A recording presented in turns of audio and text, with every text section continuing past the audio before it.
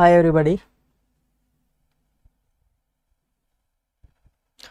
From today's class, we will be discussing a new chapter, that is compromises, arrangement and amalgamation. See, basically this chapter deals with three terms, that is compromise. One minute.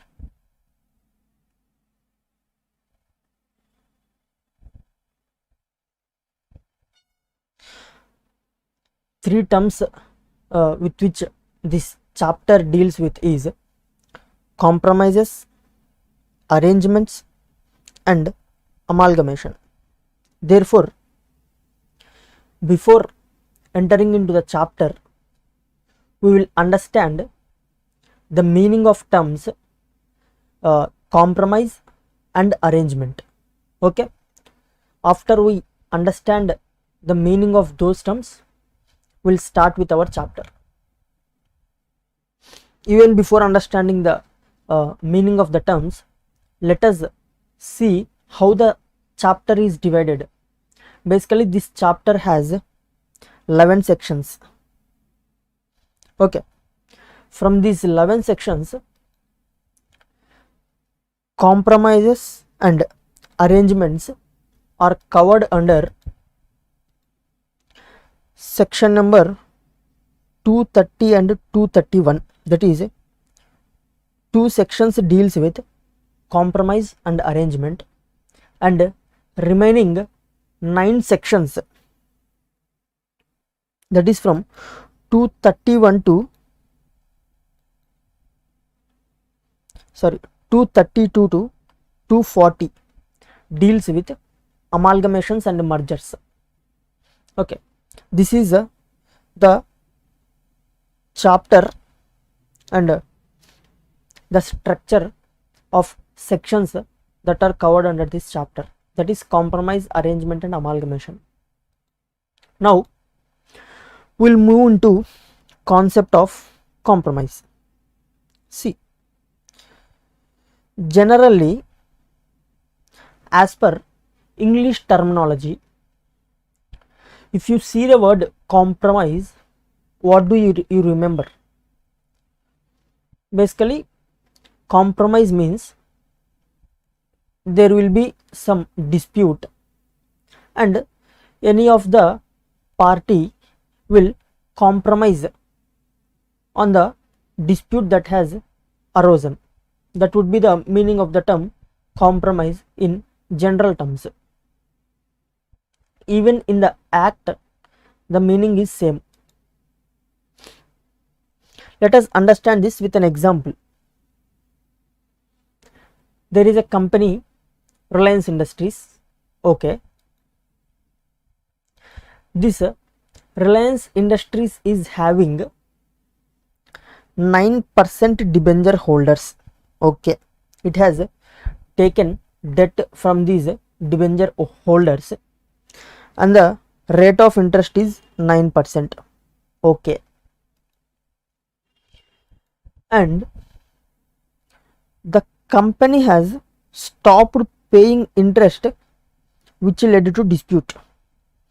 Basically, the company has raised these debentures, which were 9% debentures, and after some days it has stopped paying interest to the debenture holders. That means it has defaulted in payment of interest to debenture holders, which has resulted into a dispute between company and debenture holders. Okay, in such way the dispute has arisen. That is the first case. Coming to second case,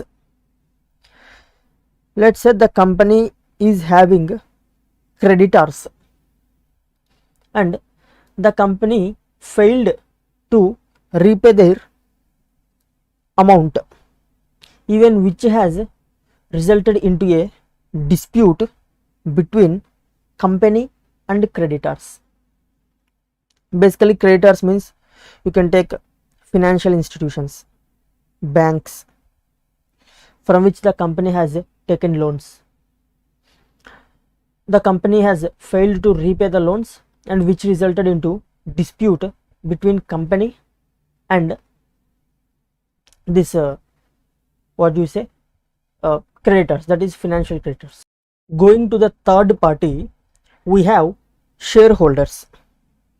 Okay, now the company has defaulted in payment of declared dividend, which resulted into dispute. Basically, the company has declared the dividend in annual general meeting, but it has failed to pay the dividend that has been declared in the AGM to its shareholders. This has given rise to a dispute between company and shareholders. Therefore, we can call all these as financial disputes. Okay, now all these financial disputes can be solved by entering into compromise with those parties. Okay, to solve these types of financial disputes, the company will enter into compromise. That is the basic idea of compromise. But here you have to remember that compromise can be only between company and creditors or company and members. That means there can only be three parties to the compromise. The first one would be between company and creditors or company and members, and there should be a dispute for purpose of compromise to be entered into. See, therefore existence of dispute is prerequisite to enter into compromise. This is the entire idea of compromise under Companies Act. See, if company is having any of these kinds of, what I have said here are just examples. Okay, there may be any other issue with members or creditors relating to financial dispute, and to solve such kinds of disputes, company can enter into compromise as per this chapter of Companies Act, and can solve the dispute with those parties by entering into compromise.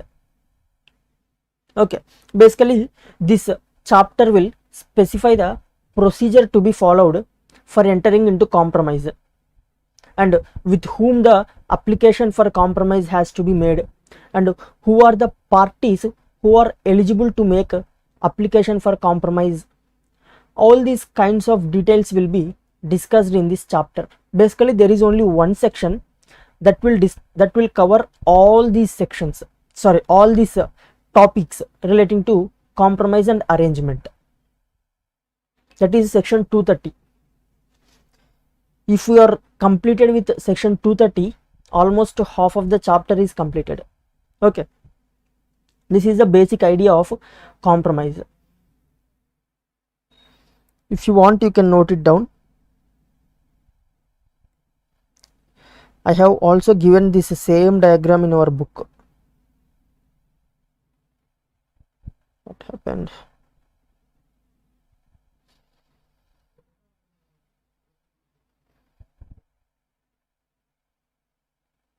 It is not going.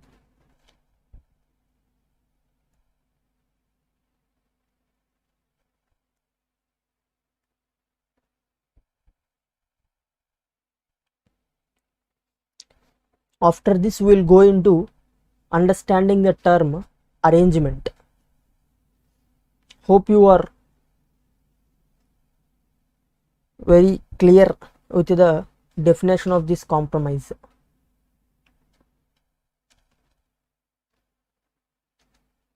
Okay, moving into next slide.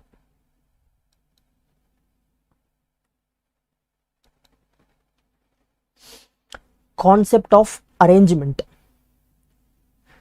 We have discussed the concept of compromise. Now we will see what is meant by arrangement. Okay, basically arrangement is more wider when compared to compromise. Actually, you can say that compromise is part of arrangement. Okay, basically in compromise there should be dispute, but in case of arrangement having dispute is not necessary. Okay, you can say that if you think that this is arrangement, then a part of arrangement would be compromise. Okay, if this is arrangement, then this would be compromise. Basically compromise is a part of arrangement. Hope you understood what I am trying to say.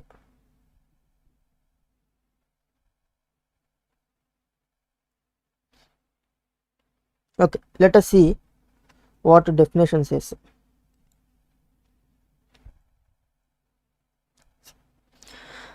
Arrangement is a wider term than compromise. Arrangement includes compromise. There need not be any dispute for arrangement. Basically here I have just tried to give you an idea of arrangement. Basically this is not the actual definition of arrangement. We will read the actual definition of arrangement while we read our book. In this PPT I am just trying to give you an idea or an understanding of the concept. Okay, basically arrangement is more wider term than compromise. Okay, arrangement includes compromise and there need not be any dispute for arrangement. Examples of arrangement would be amalgamation and merger. Okay, these both we can consider these both as examples of arrangement. To say further, even share consolidation,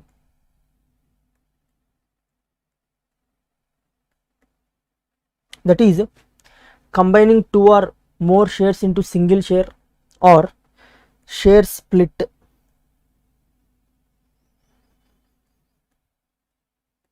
that is dividing a share into two or more shares, and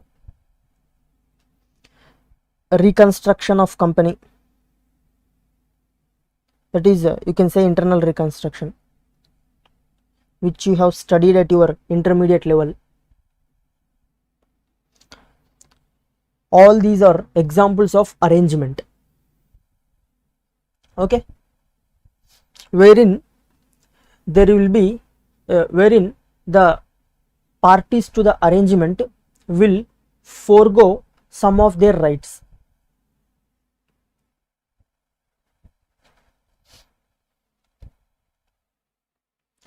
Hope you understood the difference between compromise and arrangement.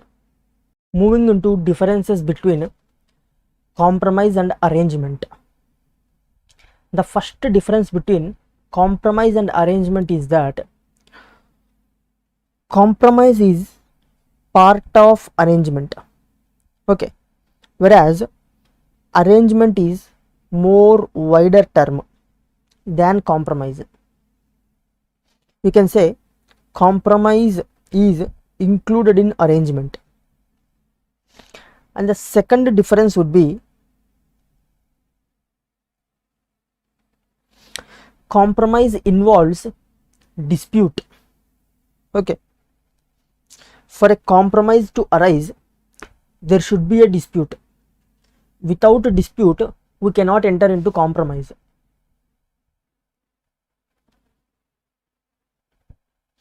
And whereas in case of arrangement, having dispute is not necessary. Okay, doesn't involves any dispute. Coming to third difference, compromises are mostly entered between company and its creditors. Okay, I am saying mostly. In most of the cases, compromises will be between company and its creditors only, because there will be default by the company mostly to its creditors only. There will not be default by the company to its shareholders in most of the cases, because they are the owners of the company itself. Therefore, the compromise is between company and creditors in most of the cases. And also you remember that a company can enter into either compromise or arrangement with creditors or members only. I think I have already said this point to you. Again I am repeating. Okay, a company can enter into compromise or arrangement with its creditors or members only. Apart from these two parties, no other party can be a member of the compromise or arrangement with the company. Okay,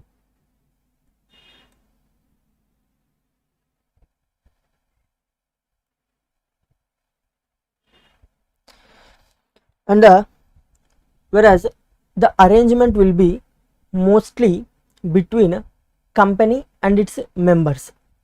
Okay, example of this compromise is dispute settlement with creditors, and the example of arrangement would be, as we have discussed previously, amalgamation, merger, share split, reconstruction.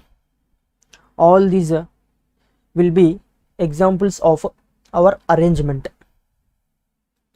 By this I think we have completed our concept of arrangement and compromise. Now we will see the concept of amalgamation and merger. Here I will just will give a brief idea of amalgamation and merger here while we are discussing the respective section. Then I will explain you all the points that are covered under amalgamation and merger. The basic thing you have to remember is that you should not forget that amalgamation is also a type of arrangement. Okay, because you see, amalgamation means two companies will merge. It is a different issue that there are types of amalgamations, mergers, that is by purchase method. There are various methods by which you can do. Speaking simply, let's say company A and company B are merging. Let's say company A is purchasing company B, and after the purchase is completed, there will be no company B, it will be merged into company A. Now this company A have to pay purchase consideration to the shareholders of company B. While paying this purchase consideration, there might arise a situation that in case of some amalgamations, the shareholders who are previously holding the ownership of company A might lose their majority share in company A, and the shareholders of company B might take over the business. Basically the shareholders of company B might become majority shareholders of this company A. Such kind of situation might arise based on the purchase consideration that is being paid by company A. If company A pays more purchase consideration including more goodwill in the form of shares of company A, let's say for example company A is having 100 shares. Okay, the previously shareholders of this company A are holding 100 shares. Now it is purchasing company B na. Now what company A did is it has issued 200 new shares to the shareholders of company B. Okay, now total number of shares of this company A becomes 300. That is, previously there were 100. Now new shares which were issued to shareholders of company B will be 300. Now in this case the shareholders of company B have become majority shareholders of company A. Okay, therefore the shareholders of company A are losing their their interest in the company. This situation might happen. Therefore even the amalgamation is also a type of arrangement because it involves some losing, or we can say some waiver or some loss of interest to any of the parties of the amalgamation. If it is not the situation, the shareholders of company B might lose some value. Either of the situation might happen. Therefore even amalgamation is also a arrangement since it involves some loss of value or some waiver between the parties who are entering into amalgamation. Hope this is clear.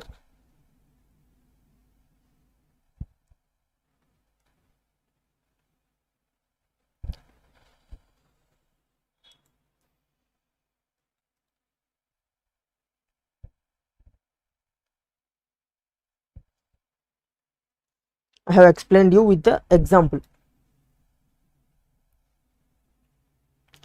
By this we have completed basic introduction for this chapter, and we are having hero of this chapter. The hero of this chapter is our NCLT.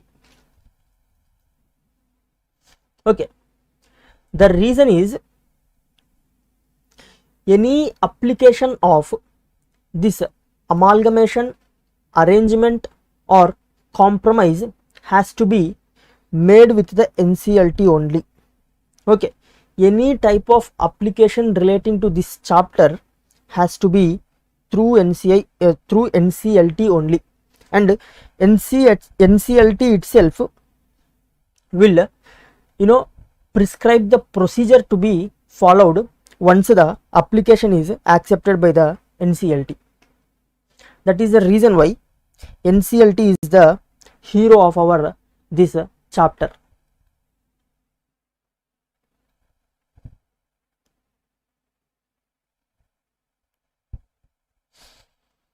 Application for compromise or arrangement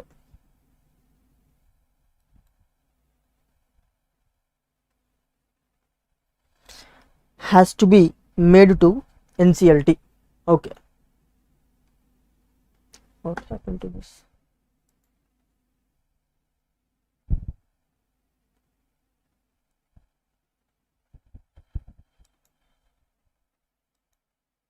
Yeah, by that we have completed introduction of this chapter. Now we will move into first section of this chapter, that would be section 230. Okay, which would be procedure for compromise or arrangement with creditors or members. Basically, let's say there is a company by name X Limited and some dispute has arisen or arose between X Limited and its creditors. Now they have decided to enter into compromise. Okay, they have decided to enter into compromise so that they can solve the dispute. Now what is the procedure that this X Limited and creditors have to follow? To whom they have to make the application? After making the application, how they have to solve the dispute, and how they have to conduct a meeting of creditors for taking their decisions. All these kinds of issues will be dealt by section 230. Okay, let us enter into section. Basically this section has 12 subsections, a very huge section. Once we complete discussing this section, almost our chapter is completed. We can say 50 to 60% of our chapter gets completed by this single section. So let us enter into the section. 12 subsections. First of all, I will give brief idea of what will be dealt in the section. It covers who can make application to NCLT. Basically it says a dispute has arose. Now who are the parties who are eligible to make application to NCLT for entering into compromise? This section deals with this question. Okay, the next question would be disclosures to be made in the application. Okay, you will make an application to NCLT asking for a compromise. Now what are the disclosures that have to be made in this application which you present to NCLT? Those disclosures, basically the content of application will also be dealt by section 230. Okay, and notice of meeting of creditors or members. See, you have given the application for compromise to NCLT along with the disclosures. NCLT will verify the application. After confirming that a dispute exists and it is necessary to enter into compromise, it will pass an order asking the parties to the compromise to conduct a meeting of creditors or members.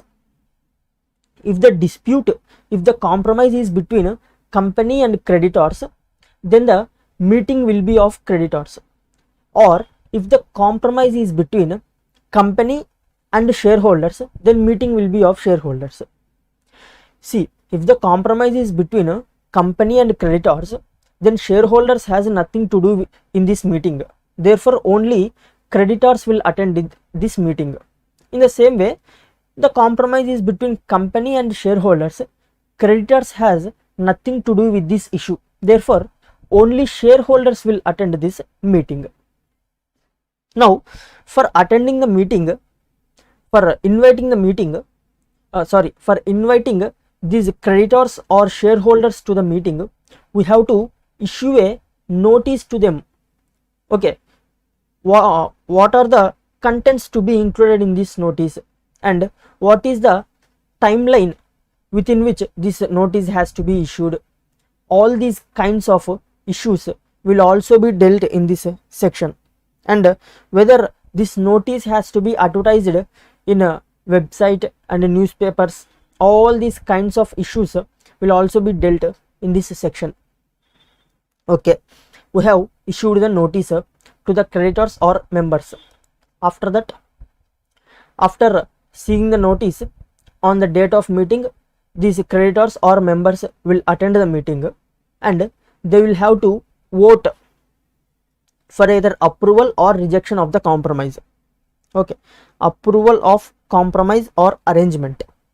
Now, what is the voting share that is required to approve this compromise or arrangement? What if some of the creditors or members do not agree with this compromise? What is the option available to them? Even these kinds of issues will also be covered by our section 230. See, it is covering entire procedure that is being involved in the compromise or arrangement. Firstly, it deals with once the dispute has arisen, starting from the party who is eligible to make the application and to whom they have to make the application, and how the NCLT will verify the application.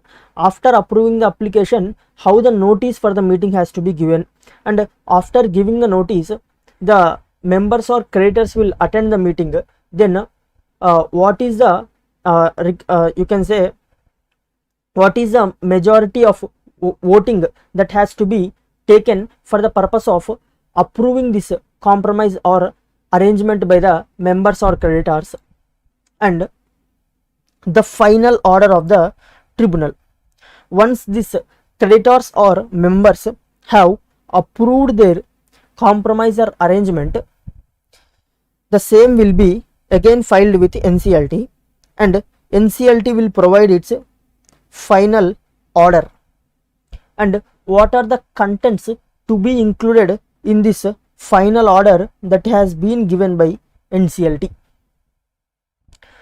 All these issues we are going to learn now in this section 230 in the form of this 12 subsections. Okay, hope now you got a clarity regarding this section.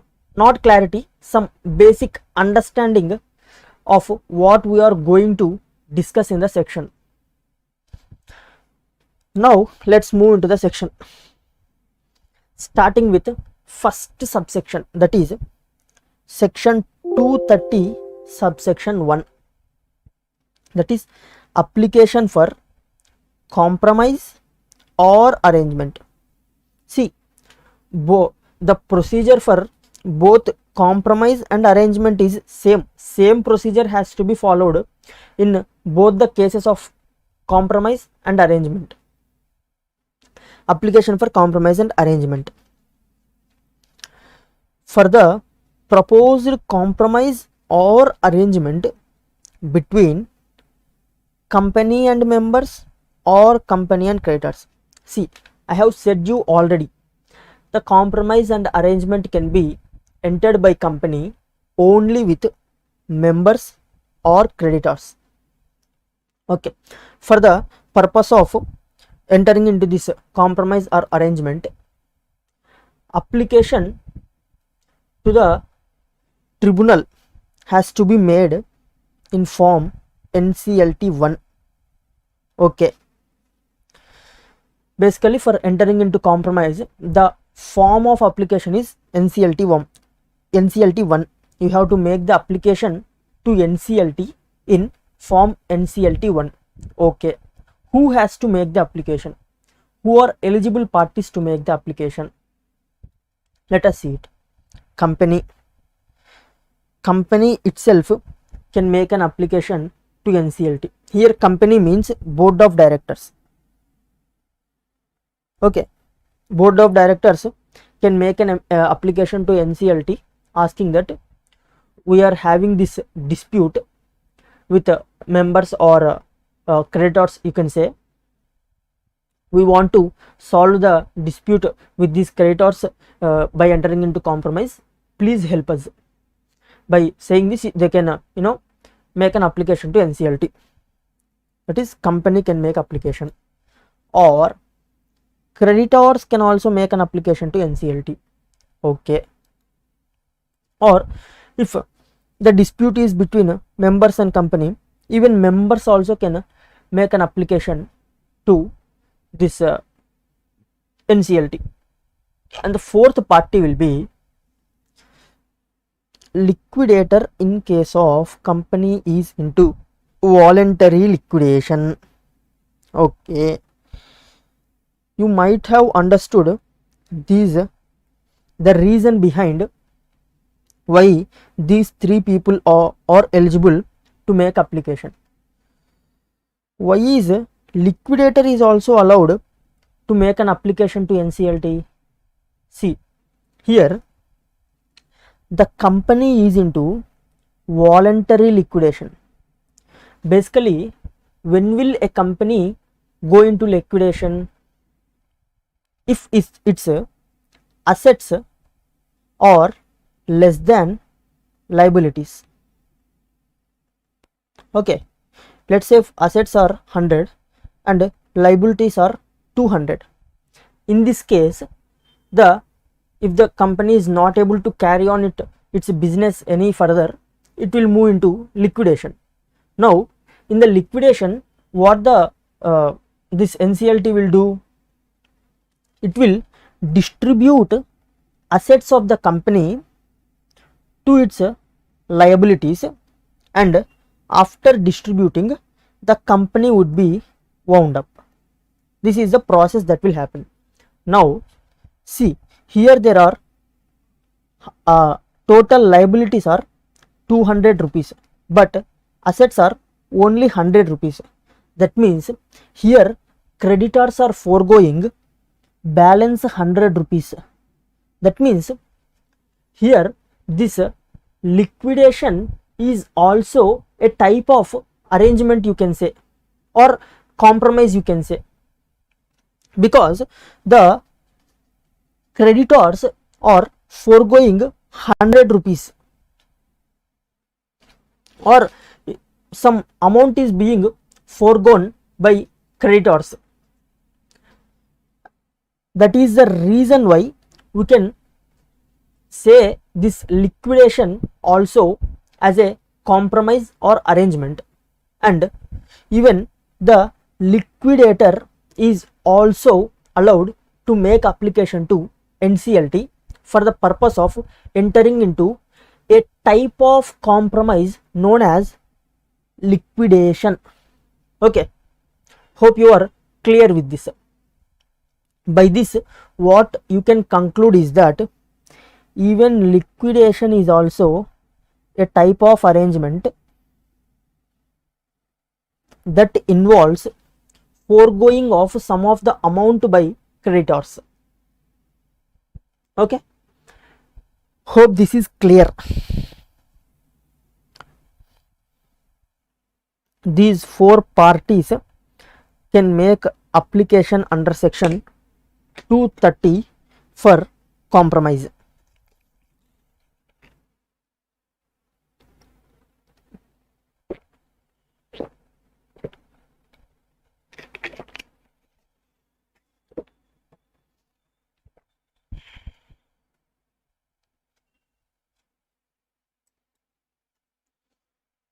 Now, after taking the application that has been made by the parties, what tribunal will do?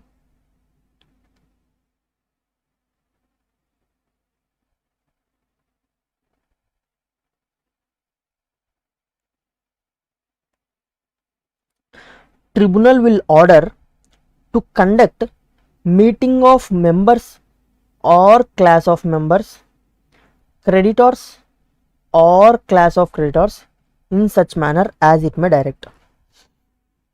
After taking the application in form NCLT1, NCLT will verify the application, and once it is satisfied that the application is okay, it will pass an order in form NCLT2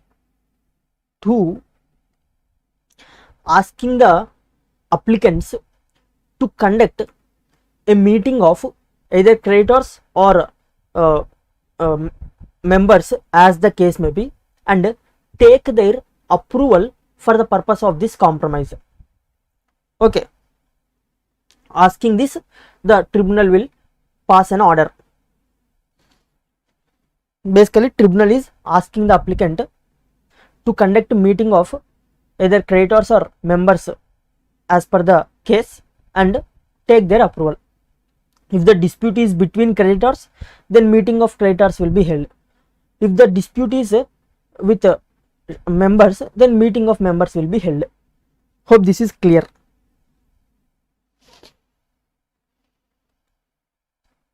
Now let me summarize the entire concept that we have learned till now, that is section 230 subsection 1. Okay, first of all, if there is a dispute, the company can enter into compromise, or if there is no dispute, the company can enter into arrangement. Now let's say there is the company wants to enter into either arrangement or compromise. Who are the parties with whom the company can enter into this compromise or arrangement? That is, it can enter into compromise or arrangement with members or creditors. Only with these two parties there can be a compromise or arrangement. Okay, they have decided to enter into compromise or arrangement. Now with whom they have to file the application? They have to file the application with NCLT. Who are eligible to file the application? The company itself can file, that is, on behalf of company, board of directors will file, or the creditors can file the application with NCLT if the dispute, if the compromise or arrangement is with creditors, or members can file the application with NCLT if this compromise or arrangement is related to members, or in case of voluntary liquidation, even official liquidator can also file application with our NCLT. Now after filing the application with NCLT, NCLT will verify the application and will order the applicant to conduct meeting of either creditors or members as per the case, and will ask to take the approval of those creditors or members for purpose of this entering into this compromise or arrangement. Okay, the basically tribunal will order like that. By that thing we have completed our section 230 subsection 1. Now we will enter into section 230 subsection 2, that is disclosures to be made in the application. See, we have seen that an application will be filed with NCLT. Now in this application, what are the contents that have to be mentioned? Okay, contents. Section 230 subsection 2 deals with this contents of application, or you can say disclosures of this application. Let us read them.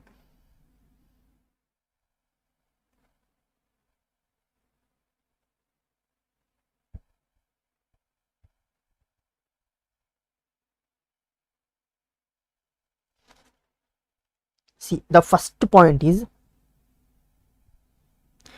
material facts relating to financial position of company, that is we can say balance sheet. And second point is latest auditor's report and pendency of any investigation or proceedings against the company. Okay, basically this subsection is asking to give financial position of the company to NCLT. Why do NCLT require financial position of the company? What is the logic behind asking financial position of the company? See, basically the application is being made for the purpose of compromise or arrangement. What does this compromise or arrangement means? It means some parties foregoing their amount to the company. That means the financial position of company is not good. That is the reason why it is not able to pay the amount that it has to pay its creditors or members. That is the reason why a dispute has arose and the creditors or members are ready to forego some of the amount that is to be paid by the company to them. Therefore, the tribunal wants to check whether the financial position of the company is really such bad. Okay, if the company is going into compromise or arrangement but the financial position of the company is very good, see, it is earning lots of profits and it is having lots of reserves in its balance sheet. Even though having such an excellent financial position, it is going into compromise or arrangement. See, how is that possible? Tribunal will not allow the compromise or arrangement if the financial position of the company was very good. That is the reason why it will ask the company to provide its financial position of the company.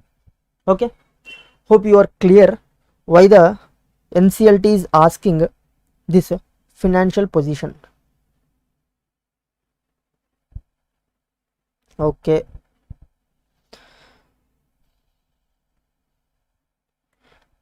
and the second requirement is latest auditor's report.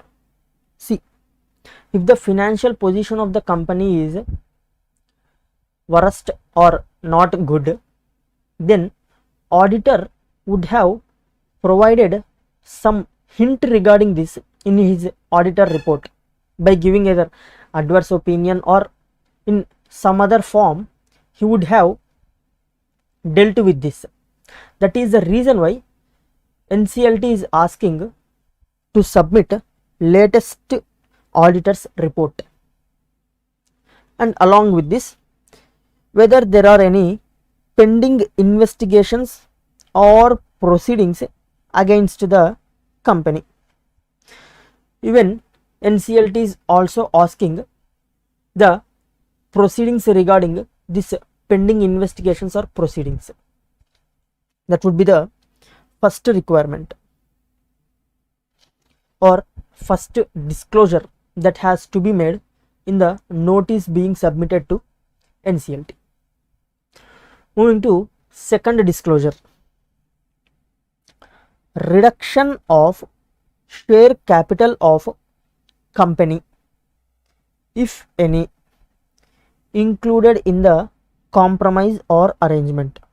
See, NCLT wants to know specifically whether this compromise or arrangement involves any reduction of capital, whether members are foregoing any of their capital amount that has been contributed by them. NCLT wants to know this specifically. That is the reason why it is asking to provide whether this compromise or arrangement includes any reduction of capital of the company. Okay, you have to provide, if there is any reduction of capital, you have to specify in the notice that this compromise or arrangement is relating to reduction of capital by members. That is the second disclosure that you have to make in the application. Coming to third disclosure, that is any scheme of corporate debt restructuring consented to by not less than 75% of secured creditors in value. See, first of all, you have to understand what is meant by this corporate debt restructuring. Let us see it. You can call it as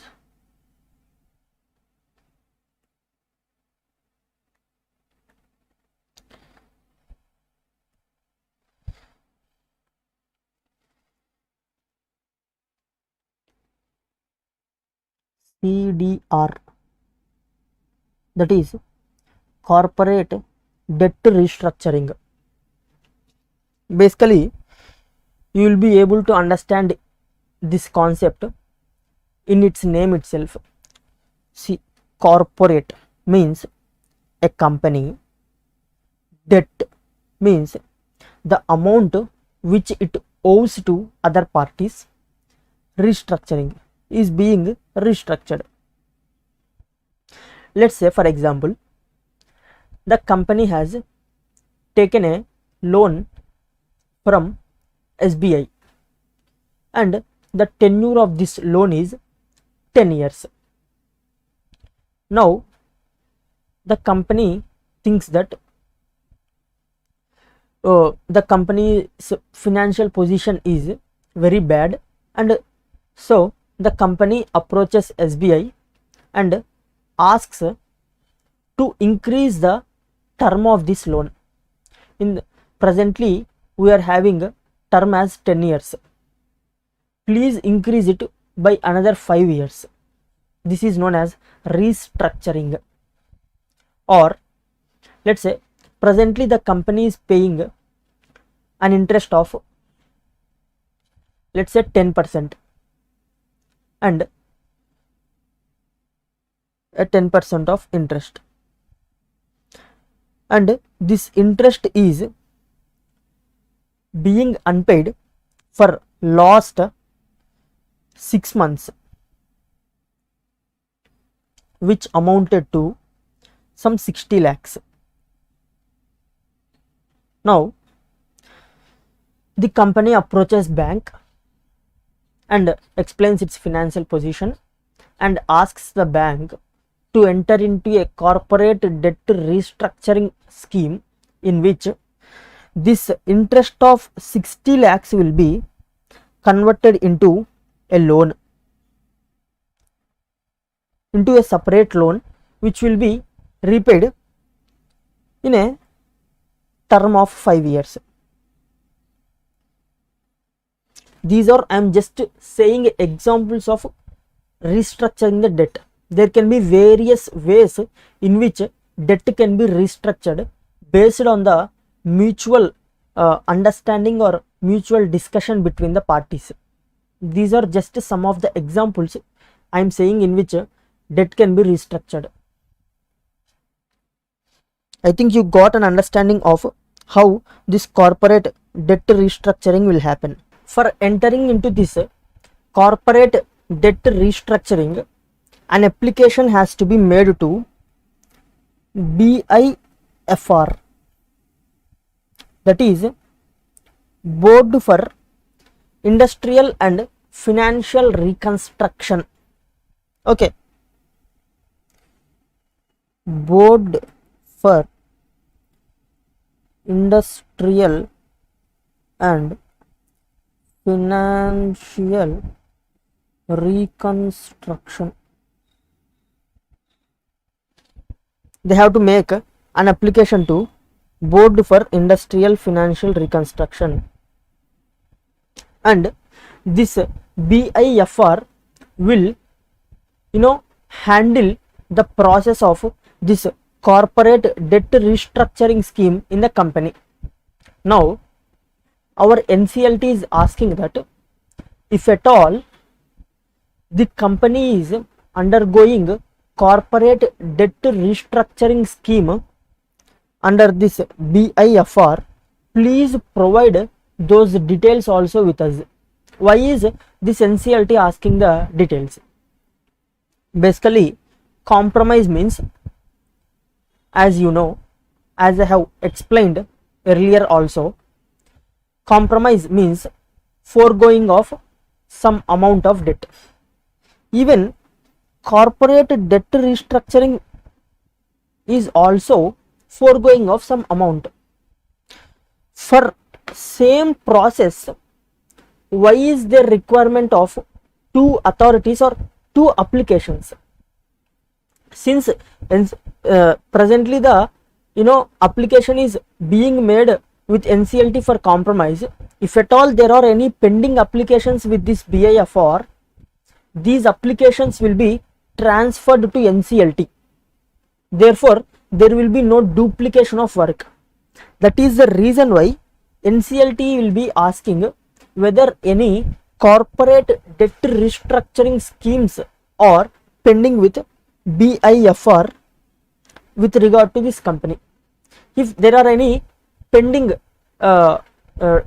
CDRs relating to this company, then they will be transferred to NCLT by this BIFR.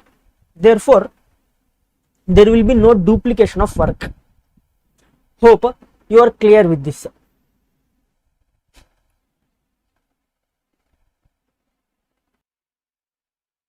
Yeah. So, what it says is, any scheme of corporate debt reconstruction consented to by not less than 75% of secured creditors. See, basically, to approve a corporate debt reconstructing scheme, the requirement is that such a scheme has to be approved by not less than 75% of secured creditors. Only if the scheme is approved by this number of creditors, then it will be an approved corporate debt restructuring scheme. That is basically a requirement for approving the CDR.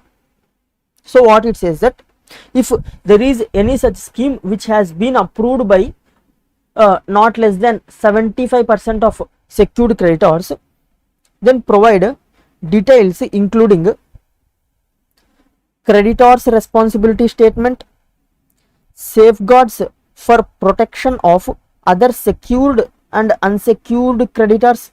See, basically under that scheme of corporate debt restructuring, safeguards will be provided for protection of secured and unsecured creditors. Our NCLT is asking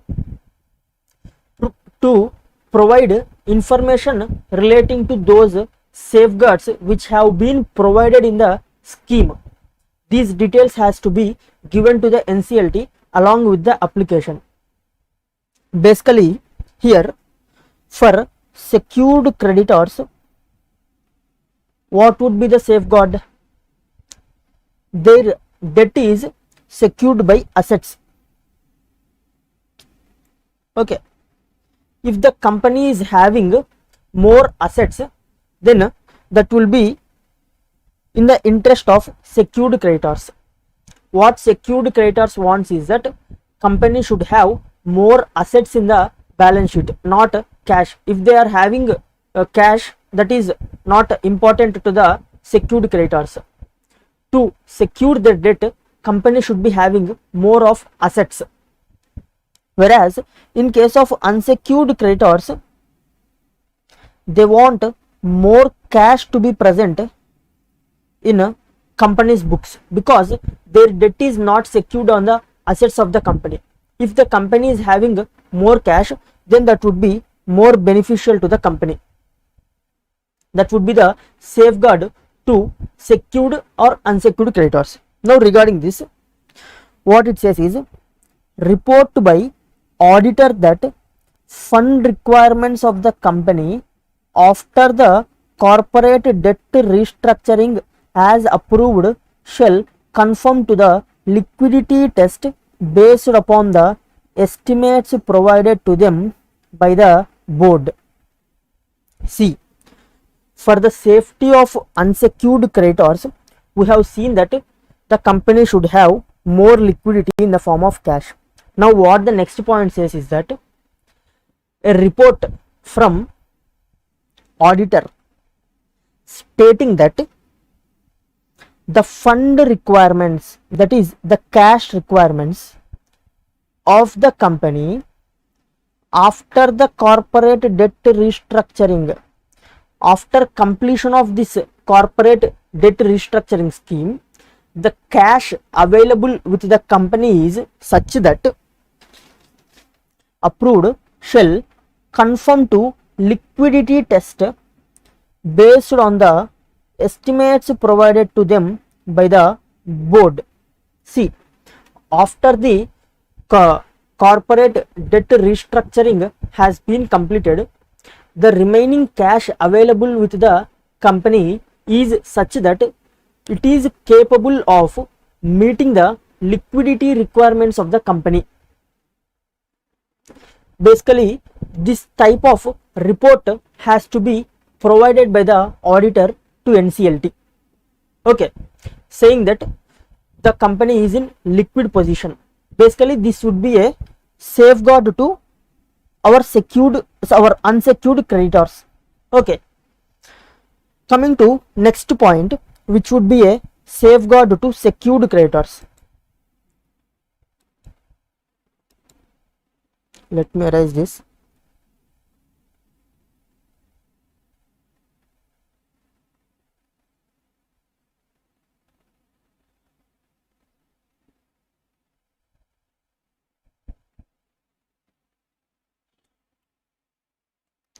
Let us first read this point. A valuation report in respect of shares and property of all assets, tangible and intangible, movable, immovable of the company by a registered valuer. See, a valuation report of all the assets of the company valued by registered valuer has to be provided to NCLT. Basically, this is to safeguard secured creditors. Okay, because they will feel more secured if the company is having more assets. The value of the assets is more because their debt is secured against the assets of the company. Hope you are clear with that. Now we will read this point.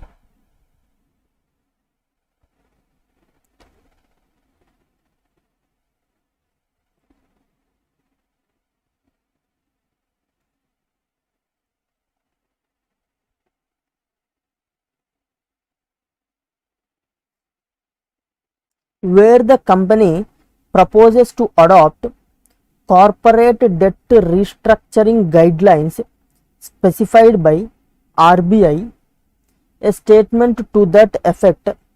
See, basically we have seen that, we have discussed that if a company wants to enter into corporate debt restructuring scheme, then it has to file application with BIFR.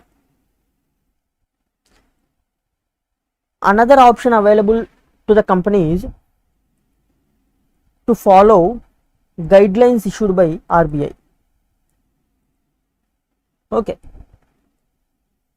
if a company chooses to follow the guidelines issued by RBI in respect of this corporate debt restructuring scheme, then the same information should be provided to the NCLT that this corporate debt restructuring scheme is as per the guidelines issued by RBI. Such information should be provided to the NCLT in the application that has been given to the NCLT. Hope you are clear with this.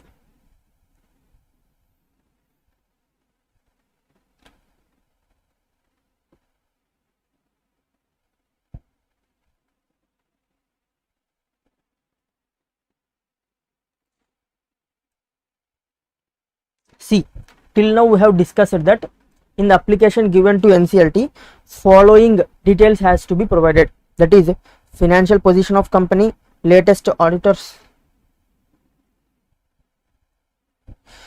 financial position of company, latest auditors report, pendency of any investigation or proceedings against the company, and if the scheme is related to this reduction of share capital, then the fact has to be provided to the our NCLT in the application.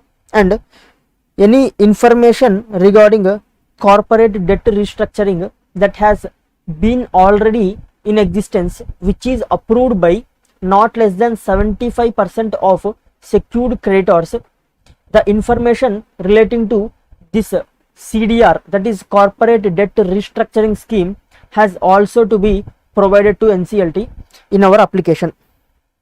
Okay, we have seen all this.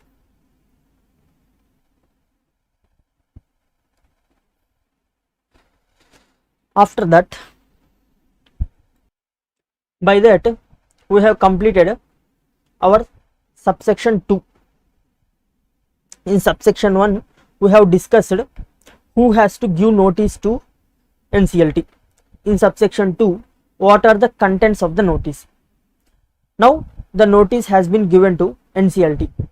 After verifying the notice, and if all the disclosures that have been mentioned in subsection 2 are present in the notice, and NCLT is satisfied with not notice, application, if NCLT is satisfied with this application, then NCLT will issue an order requesting the applicant to convene a meeting and take the approval.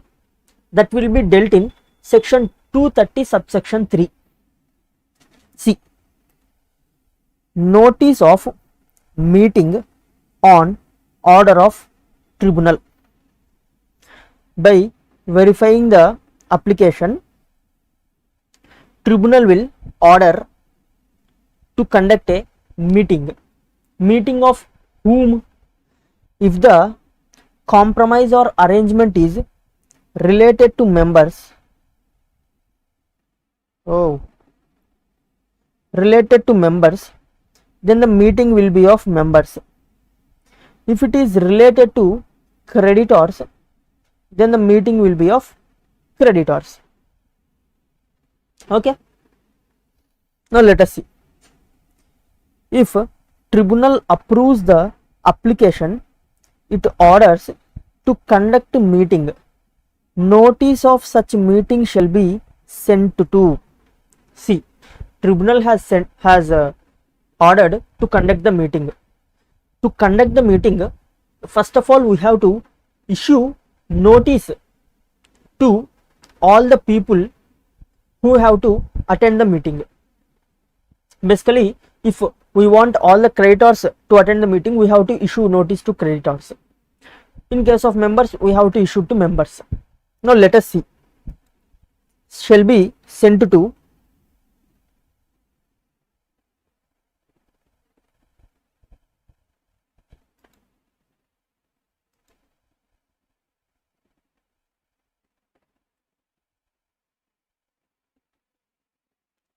all creditors or class of creditors. What is this class of creditors? See, let us take examples of debentures.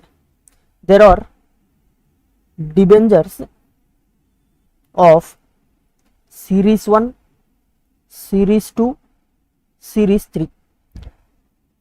Basically, the redemption date of this series 1 debentures is in 2025. This is 2030. This is 2035. Therefore, they are different series of debentures. Now let's say the dispute or the compromise or the arrangement is only with the debenture holders who are holding debentures of this series 1. Then why would we call debenture holders of these two series to the meeting? Therefore, the notice will be issued only to this class of creditors. For these two classes of creditors, notice regarding meeting will not be issued. That is the reason they have specified that to all creditors or class of creditors with whom the compromise is actually being entered, only to those people who have to issue the notice. Okay. After that, all members or class of members, even the same case. Let's say the compromise is with members who are holding shares of face value 5 rupees only. Then why would we call members who are holding shares of face value 10 rupees to the meeting? That is the reason why only members, a class of members who are holding shares of 5 rupees shares, face value of 5 rupees shares will be called to the meeting by giving them the notice. Or all debenture holders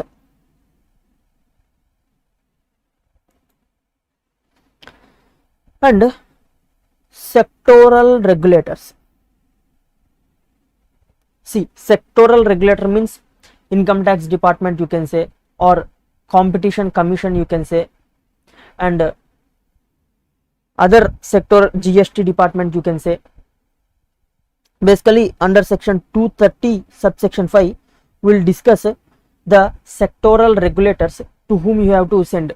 Even SEBI, in case of listed company, you have to send the notice to SEBI and the stock exchange in which you have listed your shares, asking them to give any representations.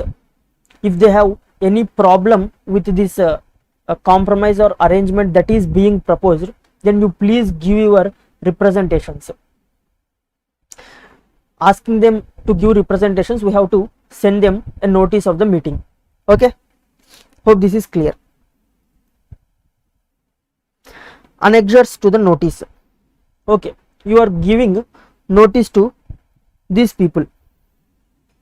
What should be present in the notice, or what are the annexures that has to be given along with this notice? Let us see them. First one is details of compromise or arrangement. The basic details of compromise or arrangement, that is how much of the amount is being foregone and between whom or who are the parties to this compromise or arrangement. These kinds of basic details relating to this compromise or arrangement has to be given in the notice, so that people who are attending to the meeting will be having an idea of what will be discussed in the meeting. Copy of valuation report, if any. If at all there is any valuation report of assets that are involved in the compromise is having, then you have to give even the valuation report of those assets. And effect of compromise on creditors, key managerial personnel, promoters, directors, etc. See, you have to give what is the effect of this compromise, how much amount will be foregone by each of the party and how much amount will be gained by the company. These details has to be given party wise. Let's say creditors are foregoing 20%. How much does it amount in value, and what they are foregoing, whether it is principal amount or interest amount. That is, what is the actual effect of this compromise on the creditors, and what would be the effect of compromise on key managerial personnel, whether they are foregoing any of the remuneration that is being payable to them, how much years remuneration they are foregoing, what is the amount of remuneration they are foregoing. These kinds of effect that is being created by the compromise on various parties have to be provided in the notice as an annexure. Okay, Hope this is clear.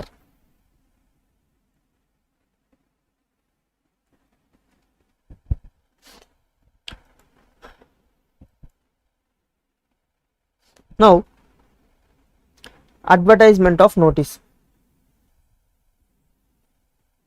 We have seen under 230 subsection 3 parties to whom notice has to be given. After that, what are the contents to be included in the notice? Now we are seeing advertisement of the notice. Okay, let us see where you have to advertise the notice. The first place is on the website of the company. Okay, the company will be having a website. Now you have to advertise your notice on the website of the company. If the company is not having any website, it's okay. And if the company is a listed company, then you have to send this notice to SEBI and stock exchange in which the company is listed, so that even SEBI and stock exchange will publish this notice in their websites.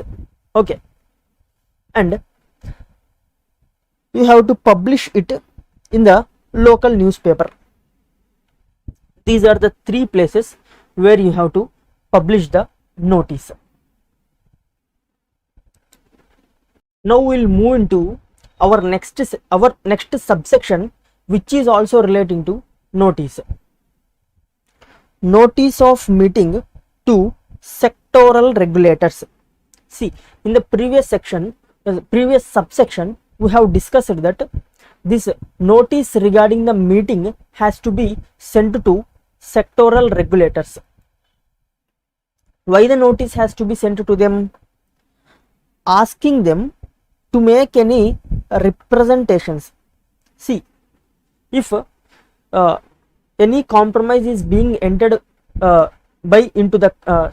entered into any compromise by the company, then the company has to send notice regarding this meeting to the sectoral regulators, asking them if they are having any problem if this compromise is entered by the company. This subsection says who are those sectoral regulators to whom the notice has to be sent. And once the notice has to be sent, if those sectoral regulators are having any problem, they have to communicate it to the company within 30 days from the receipt of notice. Okay, let us see the sectoral regulators to whom this notice has to be forwarded. First one is central government. You have to forward this notice to central government. Basically, in this case, central government means MCA, or Ministry of Corporate Affairs. And to income tax authorities, you have to give this notice even to income tax authorities, asking them whether this compromise would have any impact as per your act, or any problem or any restriction on this compromise as per the income tax act. If there is any such problem, you please communicate to us within 30 days of receipt of this notice. And the third authority will be RBI. You have to send a notice to RBI also. And if the company is a listed company, you have to send a notice to Securities Exchange Board of India. Okay, and the listed company has to send to recognized stock exchanges also. That is the stock exchange in which the company has listed its shares. Even to such type of stock exchange, you have to send the notice if the company is listed company. Okay, and even to registrar and official liquidator. If the company is in liquidation, you have to forward the notice to the official liquidator who has been appointed as liquidator of the company. And Competition Commission of India, established under Competition Competition Act 2002 if necessary. See, if you are entering into any amalgamation, let's say in amalgamation two companies will be merging. In this case, if let's say two large companies have merged together, then it might create some effect on the competition in the industry. Let's say for example Jio and Airtel are merging into single company. In this case it will have huge impact on competition in India.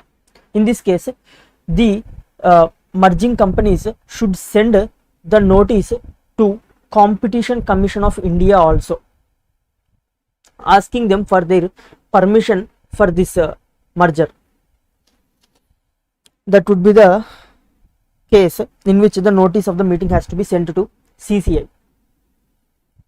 And such other sectoral regulators or authorities which are likely to be affected by the compromise or arrangement, and any other authorities which you feel that would be affected due to this compromise or arrangement should also be sent a notice of the meeting. Okay, there ends section 230 subsection 5. Moving to next subsection, that is subsection 9. In middle we have left 3 subsections, we will read them after this subsection.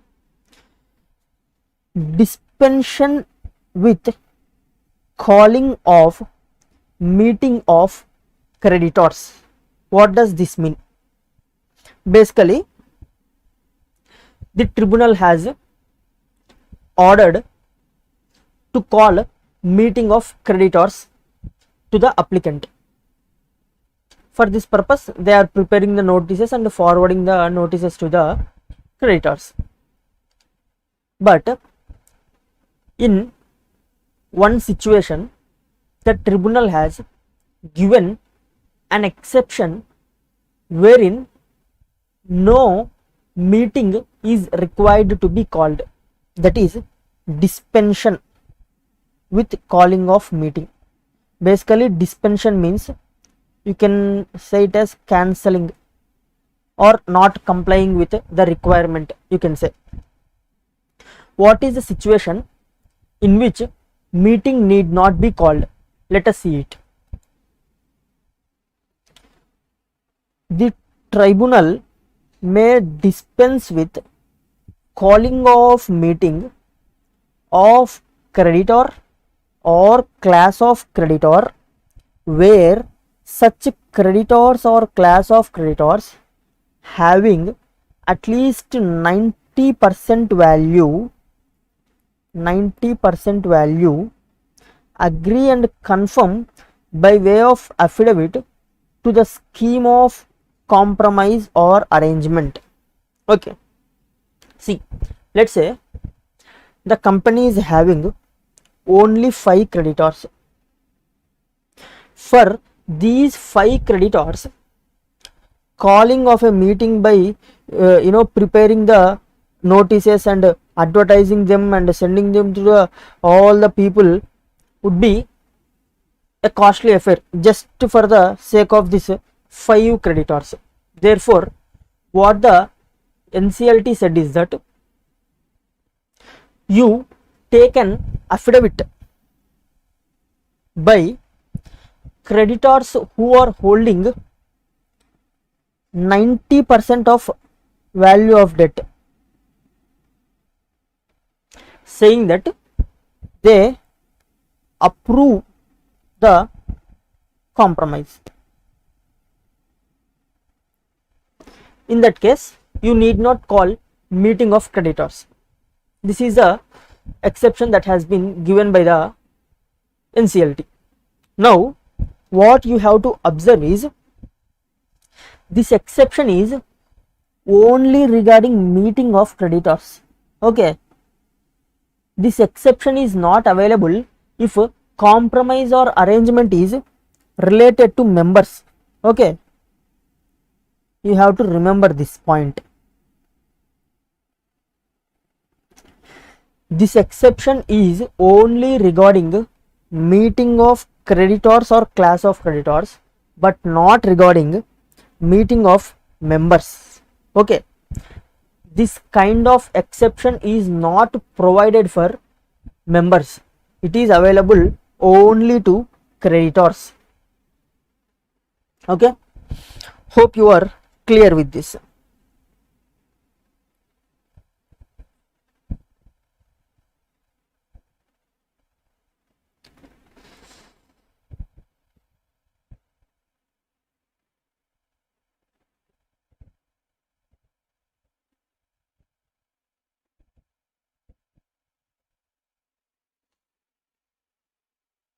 Note the same note which I have said you.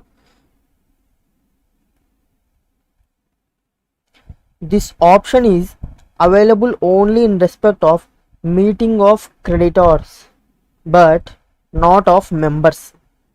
Okay, moving to our next section, section 230 subsection 6. Okay, before moving to our next section, let us summarize what are all the points that we have discussed till now. Okay,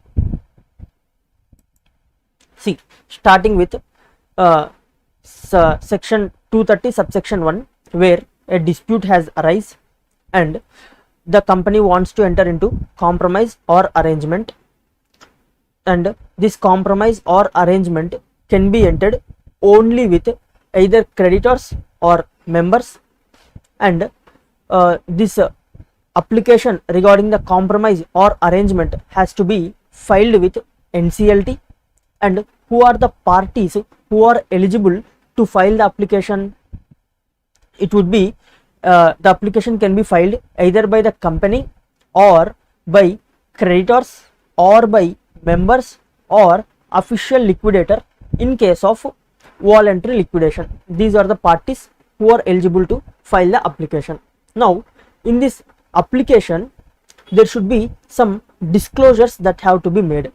What are the disclosures that have to be made? The application should contain the financial position of the company, and along with the financial position, it should contain latest auditor's report of the auditor, and if there are any pending investigations on the company, even the details has to be given. After that, if this scheme or arrangement is related to reduction in share capital, then the fact that this scheme involves reduction of share capital of members has to be provided to the NCLT. And if there is any pending corporate debt restructuring scheme which has been approved by not less than 75% of, I think, secured creditors, yes, not less than 75% of secured creditors, then there are some details which have to be given to the NCLT. What are those details? Creditors responsibility statement and safeguards which have been provided for secured and unsecured creditors, and a report from the auditor regarding the liquidity of the company, and a valuation report from the valuer regarding assets of the company, and where the company proposes to adopt guidelines which are issued by RBI in respect of this corporate debt restructuring scheme, then the fact that the company is following these guidelines has to be given to this NCLT. After that, after seeing the application, if the NCLT feels that yes, the application is okay, a compromise is must and should in this present situation, then what NCLT will order is that you please conduct a meeting of either creditors or shareholders as per the case. If the compromise or arrangement is with shareholders, then meeting of shareholders will be called, that is shareholders or class of shareholders. If the compromise or arrangement is with creditors, then such class of creditors will be called to the meeting. For the purpose of calling meeting, a notice has to be given to these creditors or members. Now coming into the notice, to whom notice has to be given. It has to be given to all the creditors or class of creditors, to all the members or class of members, to debenture holders, and what is that, sectoral regulators, yeah, under section 230 subsection 5. To these people you have to send the notices.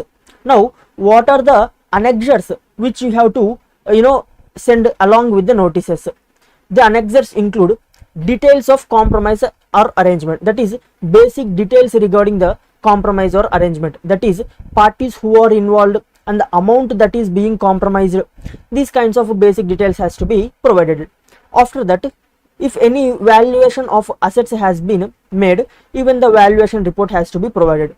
After that, what is the effect that this compromise would be having on key managerial person, on directors, promoters, all the effect has to be given. After that, this notice has to be advertised in 3 places. What are those 3 places? The first one would be on the website of the company. If the company has no website, it is okay. And if the company is a listed company, then it has to send this notice of the meeting to Security Exchange Board and also to the recognized stock exchange in which its shares are being traded, and the notice will be published in their websites, and even the notice has to be published in the local newspaper in which the company is conducting its business. Okay, that is the requirement regarding advertisement of the notice. After that, the notice has to be sent to sectoral regulators. Who are the sectoral regulators to whom notice has to be sent? The first one would be central government and Reserve Bank of India, SEBI, registrar, respective stock exchange, official liquidator, and CCI, that is the Competition Commission of India. After that, dispensation with calling of a meeting of creditors. See, if there is only small number of creditors, instead of conducting meeting for these small number of creditors, what the NCLT has given an option is that you take an affidavit from these creditors who are holding not less than 90% of total value of the debt, stating that they approve the compromise. In such a situation, there is no requirement to call meeting of creditors. And one point you need to remember here is that this kind of dispensation with meeting is available only in respect of creditors and not with the respect of meeting of members. I think we have discussed it till here. Yeah, we'll move into next subsection.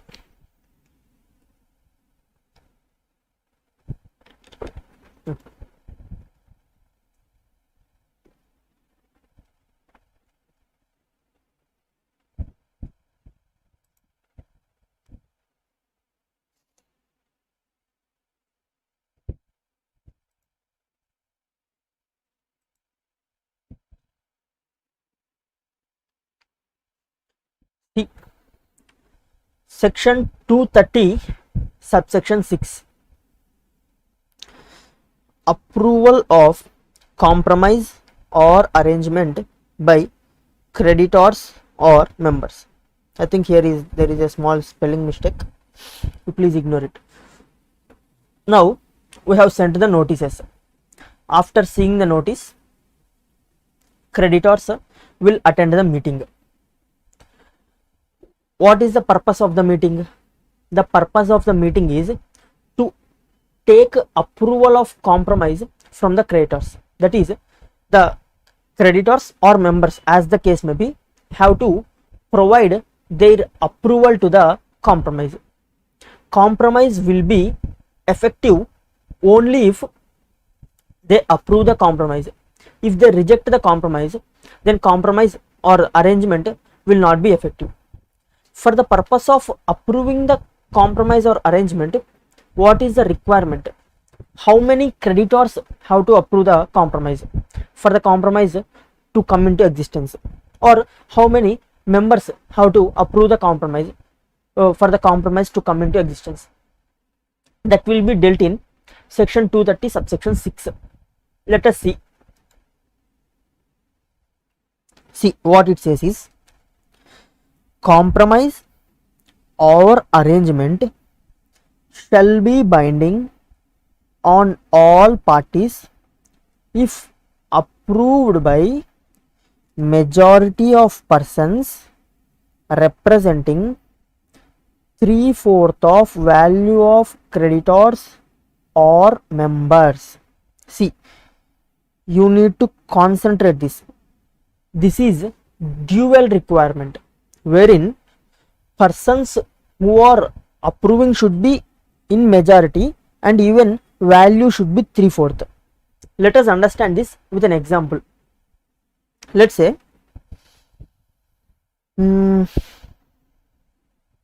okay, there are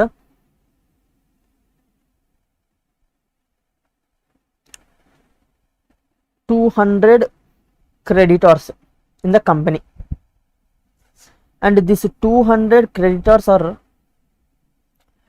holding creditors, that is 200 persons. This is number of persons.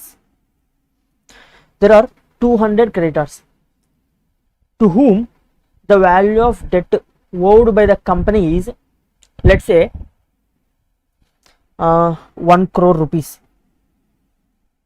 Okay, the company owes 1 crore rupees to these 200 creditors. Now the company wants to propose a compromise, and all the procedure has been completed till it has made application to our NCLT. NCLT has approved and asked to conduct meeting of creditors, and the company has given notice to all these creditors asking them to come to the meeting for the purpose of approving the compromise. Now of these 200 creditors to whom notices have been sent, 100 creditors have attended the meeting. These 100 creditors are holding 50 lakh rupees. Okay, total debt is 1 crore, which is being owned by 200 creditors, but only 100 creditors have attended the meeting who owns 50 lakhs. Now if compromise has to be, if the compromise has to come into existence, how many creditors have to approve the compromise? Let us see it. The first requirement is majority of persons. What is this majority of persons? Majority of persons who have attended the meeting. How many people have attended the meeting? 100 creditors have attended the meeting. Of this 100 creditors, majority means 51. That is, at least 51 creditors have to approve the compromise. That is the first requirement. Okay, and just first requirement is not enough. Along with this, there is a second requirement. What is the second requirement? Representing 3/4 of value of creditors. See, of these 50 lakhs, 3/4 means 25 lakhs is half. 3/4 turns to be 25, 37.5 lakhs. Okay, now creditors holding at least 37.5 lakhs of debt have to approve.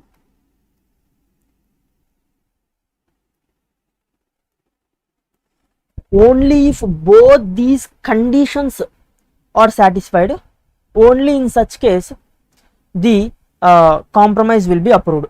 Let's say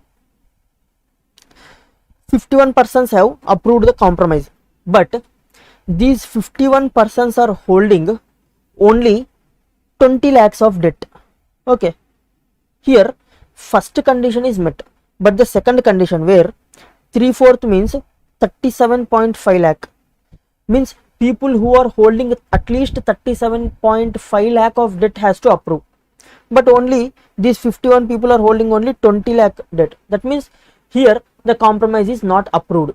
Even though first condition is satisfied, since the second condition is not being satisfied, the compromise will not be approved. Okay, let's say this 37.5 lakh is being held by not like that. Let us erase this.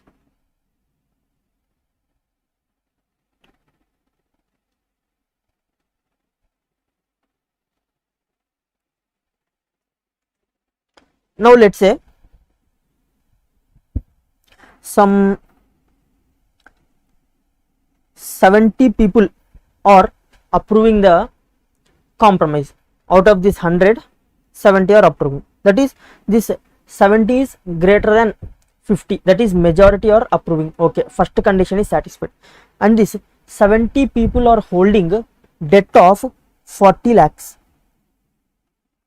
Here even the second condition is satisfied. That is, they are holding debt of more than 3/4 value of creditors, which turns to be 37.5 lakh. But they are holding 40 lakh, which is more than 37.5 lakh. Therefore, since both the conditions are satisfied, the compromise will be approved. Hope you are clear with this.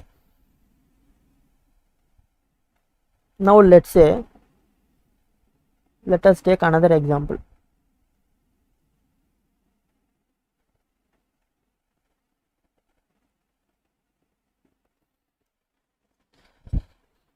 Let's say there are 20 creditors who are holding 40 lakh of debt, have approved the compromise. In this case, second condition is satisfied. That is, 40 lakh is greater than 37.5 lakh. The second condition is satisfied, but the first condition is not satisfied, because of 100 creditors, majority turns to be 51. That is, at least 51 persons have to approve the compromise, but here only 20 persons are approving the compromise. Therefore, the compromise will not be, will not come into existence, will not be approved. It will be that it is not approved. Even though one condition is not satisfied, the compromise is not approved. Most of the students will get confused regarding this requirement. So I think now you are clear with this concept. This is a dual requirement wherein you have to check both number of persons and value of debt also. Okay.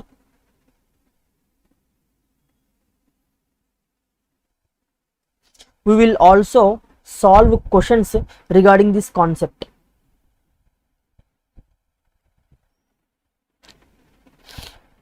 See, the compromise or arrangement shall be binding on all parties if approved by. For a compromise or arrangement to be binding on all the parties, it shall be approved by majority persons representing 3/4 of value of creditors or members. And just these two requirements is not enough.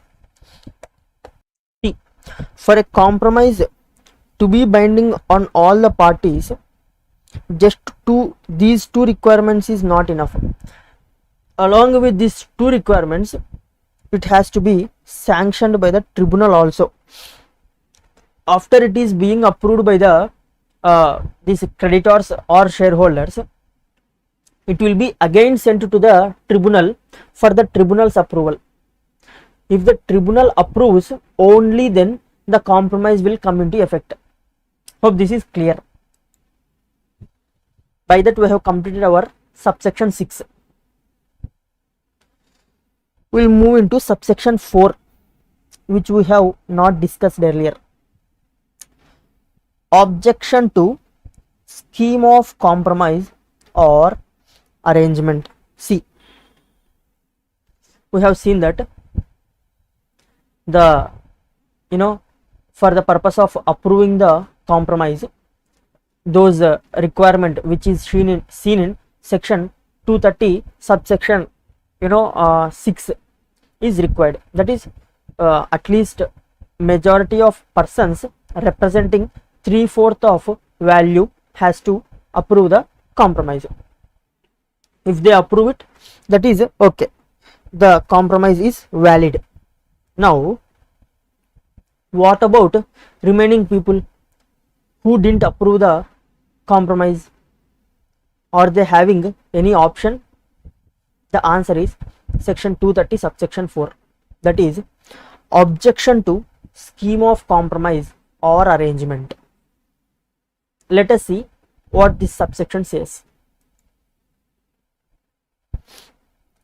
Objection to scheme shall be communicated within 1 month from the receipt of notice.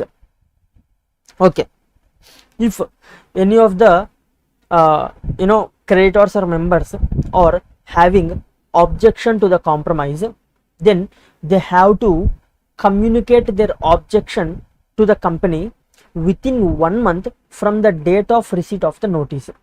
And for the purpose of objecting, there is some requirement. If you fulfill that requirement, only then you are eligible to object the scheme, otherwise you are not eligible to object the scheme. What is that requirement? In case of members, in case of creditors, if the compromise is relating to members, if the compromise is relating to creditors, there are separate requirements in these two cases. If the compromise is related to members, then to object the compromise, only those members who are holding more than 10% of shareholding can object the compromise. Okay, and in case of creditors, only those creditors who are holding more than 5% of total outstanding debt can object to the this compromise or arrangement. This is the requirement to object the this what you say, compromise or arrangement. This is individual requirement, not collective requirement. Single person has to hold this. Okay, single person. If you are holding 10% or more shareholding in case of member, or 5% or more in case of creditors meeting, you can object. Otherwise you cannot object to the scheme. You are having no option. You have to blindly follow the scheme which is approved by the majority of members, that is majority of persons representing 3/4 of value of debt or capital, as the case may be, which we have discussed in section 230 subsection 6. Okay, this is said by section 230 subsection 4. If you want to object to the scheme and the scheme is relating to shareholders, you should have at least 10% of shareholding to object the scheme. And if the scheme is relating to creditors, you should own at least 5% of total outstanding debt. Only in that case you can object to the scheme. Section 230 subsection 7 deals with particulars to be stated in the order. Which order? Order of tribunal. See, once the scheme is approved by creditors or members, the same information will be communicated to the tribunal. After that, if the tribunal is satisfied that the meeting is held as per requirements set by the tribunal and even the approval is taken as per the requirements specified by the tribunal, then tribunal will pass a final order approving the compromise. This final order should contain the requirements that are specified in this subsection. Okay, those are the particulars to be stated in the final order passed by the tribunal. Let us see what are the contents to be included in this final order by the tribunal.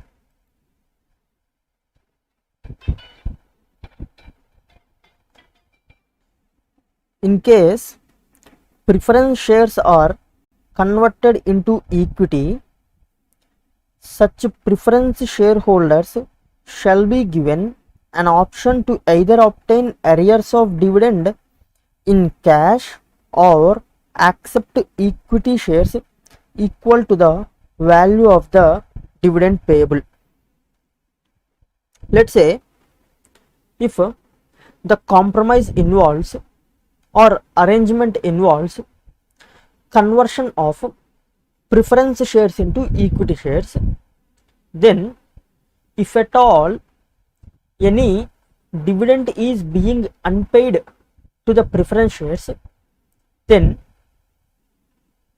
the an option has to be given to the preference shareholders either to accept cash for the dividend, or you can take equity shares for the dividend value. This kind of option has to be provided in the final order given by the this NCLT.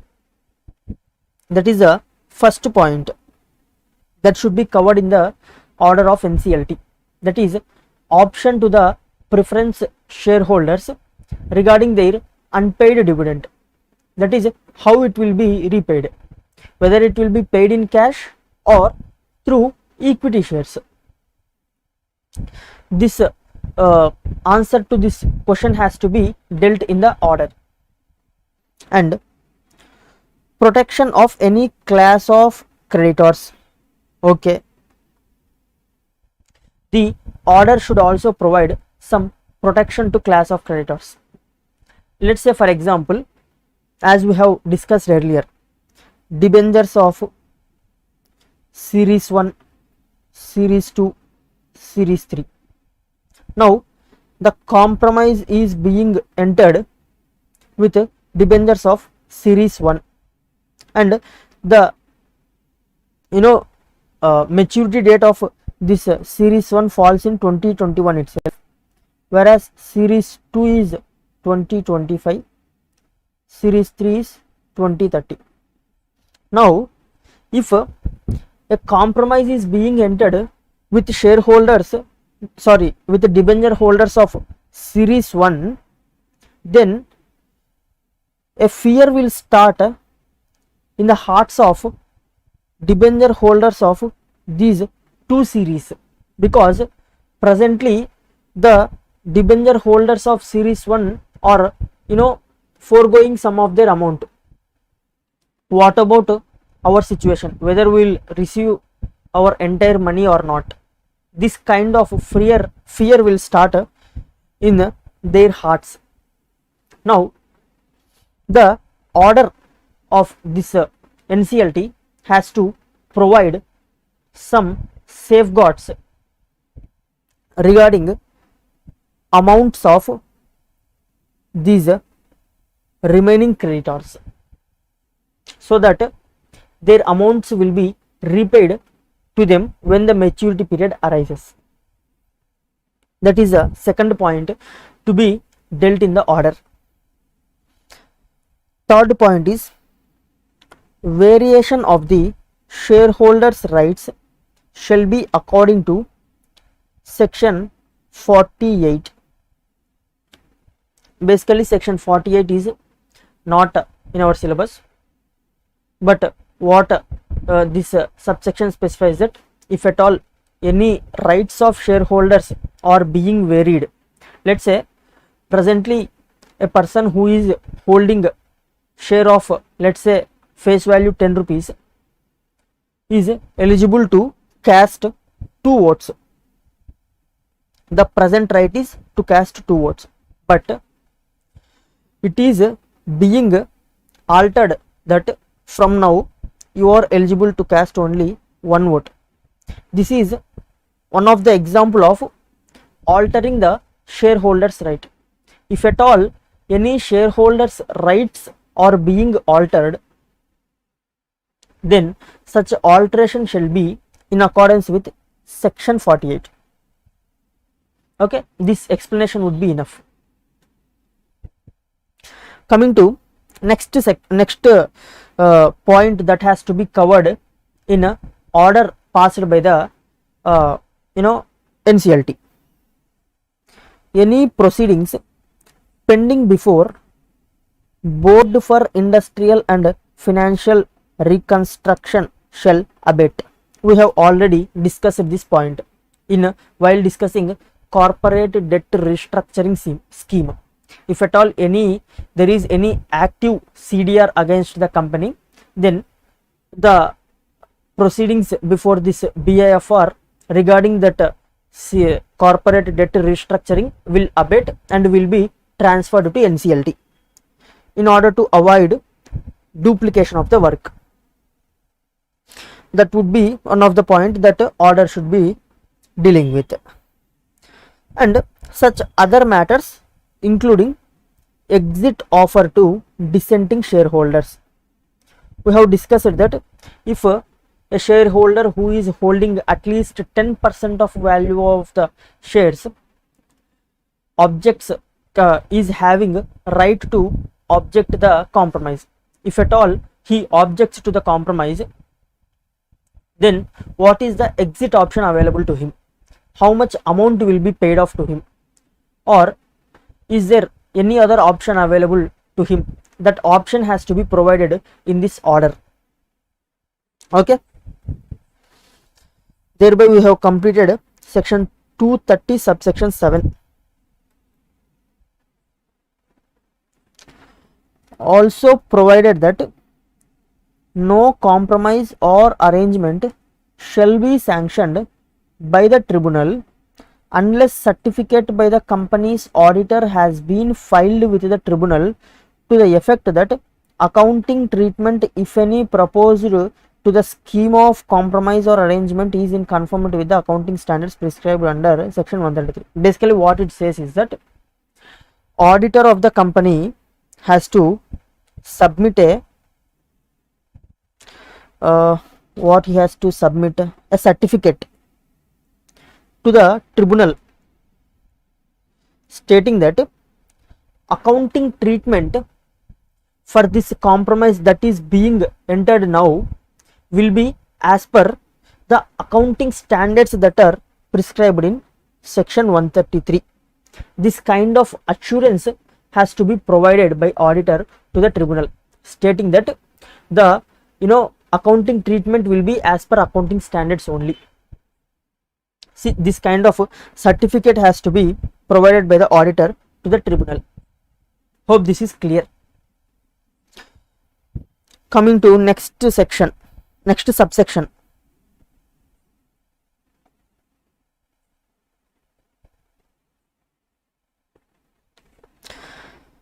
Section 230 subsection 10. No compromise or arrangement in respect of any buyback of securities under this section shall be sanctioned by the tribunal unless the buyback is in accordance with the provisions of section 68. See, basically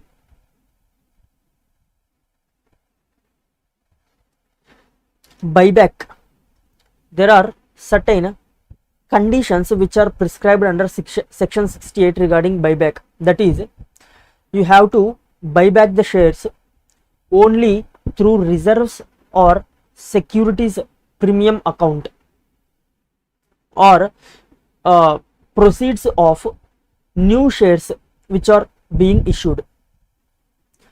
Basically, you can say that you have to buy back the shares from free reserves only. And also there are certain other conditions which have been specified in this section 68. What it says is that if the arrangement involves any buyback of shares, then it shall be in accordance with section 68 only. That is, the provisions of section 68 have to be followed. Basically, buyback is not a compromise. Okay, you can cover it under arrangement, because buyback would not involve foregoing of any amount. For if the share price is 100 rupees, then the company will give 100 rupees to the shareholder and will buy back the share. Therefore, there will be no foregoing of amount. If at all company buybacks at lesser price, then shareholders will not agree for such buyback. That is not possible in the practical situation. Therefore, we cannot cover buyback under compromise. It can be an arrangement. If at all the arrangement involves buyback of shares, then the provisions which have been specified under section 68 regarding the buyback have to be followed.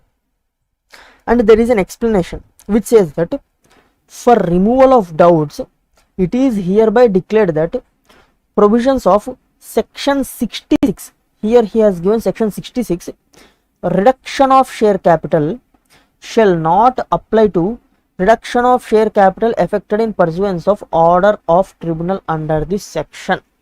See, in subsection 10 he spoke about buyback. In the explanation he is speaking about reduction of share capital. We will understand this in the next slide. See, basically there are two concepts. One is reduction of share capital and other one is buyback. Reduction of share capital means, let's say the value of a share is 10 rupees, then its value will be reduced to, let's say, 5 rupees. That will be known as reduction of share capital. The provisions relating to reduction of share capital will be governed under section 66, and the buyback is, as you know, that will be governed by section 68. If these arrangements are being made without any agreement of compromise or arrangement, then the respective sections has to be followed. That is, if you are not making application to tribunal under section 230, you are just entering into only this reduction of capital or buyback, you are performing only this individual transactions without involving any compromise or arrangement, then you have to follow the respective sections.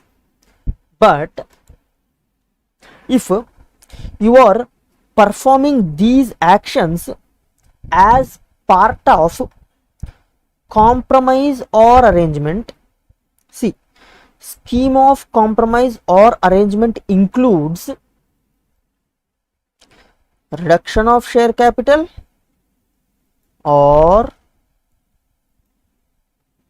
what happened, buyback.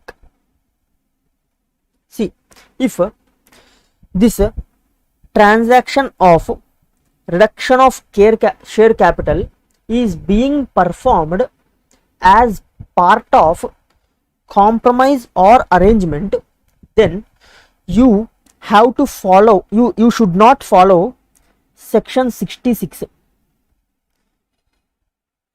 It would be sufficient if you follow the procedure prescribed under section 230.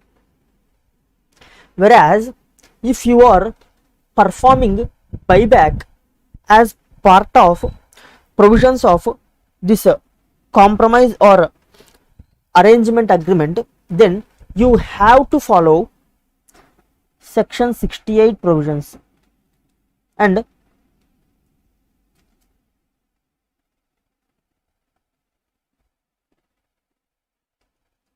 here there is a mistake.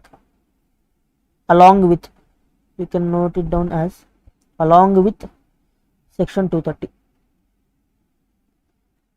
along with, okay, section 68 will apply along with section 230 if it is buyback as part of compromise or arrangement.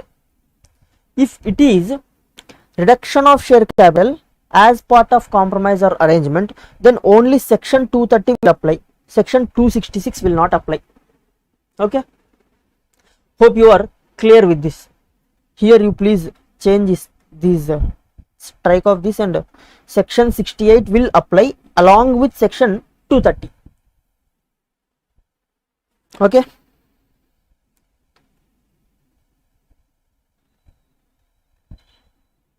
if you want you can note this down.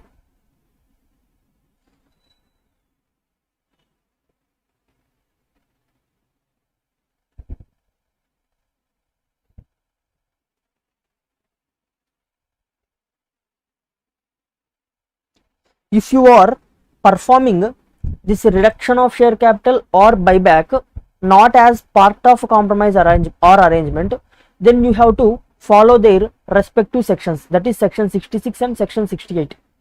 This analysis which is being made here will be applicable only if you are performing these two, that is buyback or reduction of share capital as part of compromise or arrangement. Only then you have to apply this interpretation. Okay,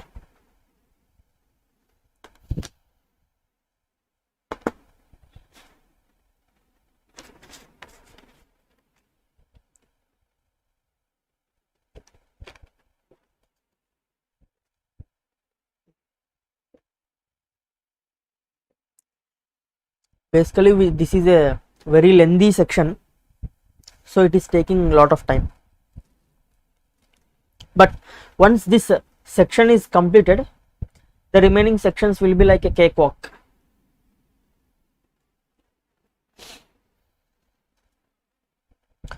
Hope you are done with this. We will move into next subsection.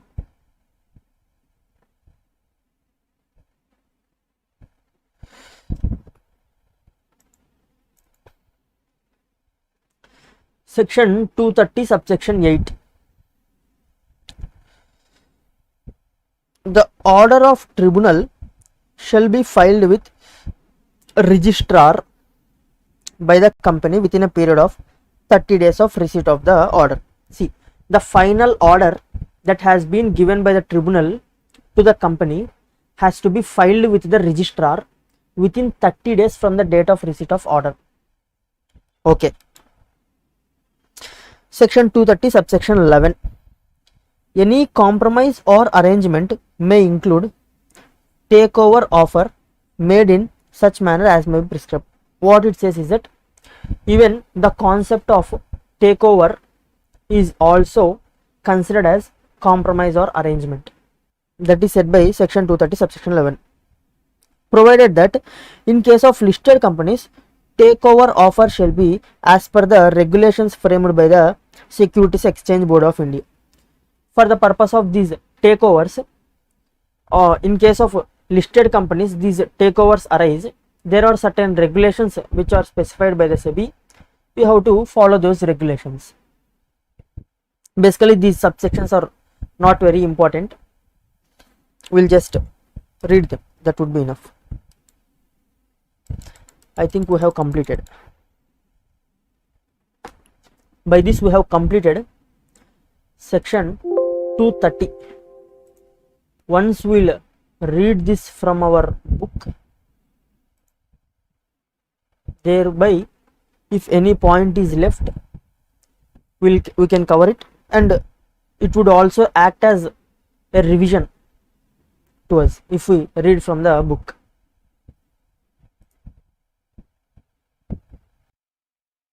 Yeah.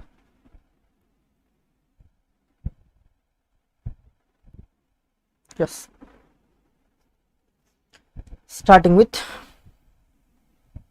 we'll just give a single reading so that it would act as a revision of entire concept that we have already discussed now. Chapter 5, compromise arrangement.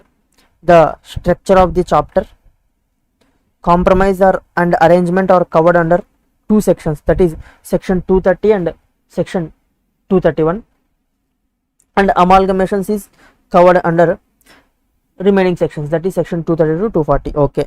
Understanding the term compromise.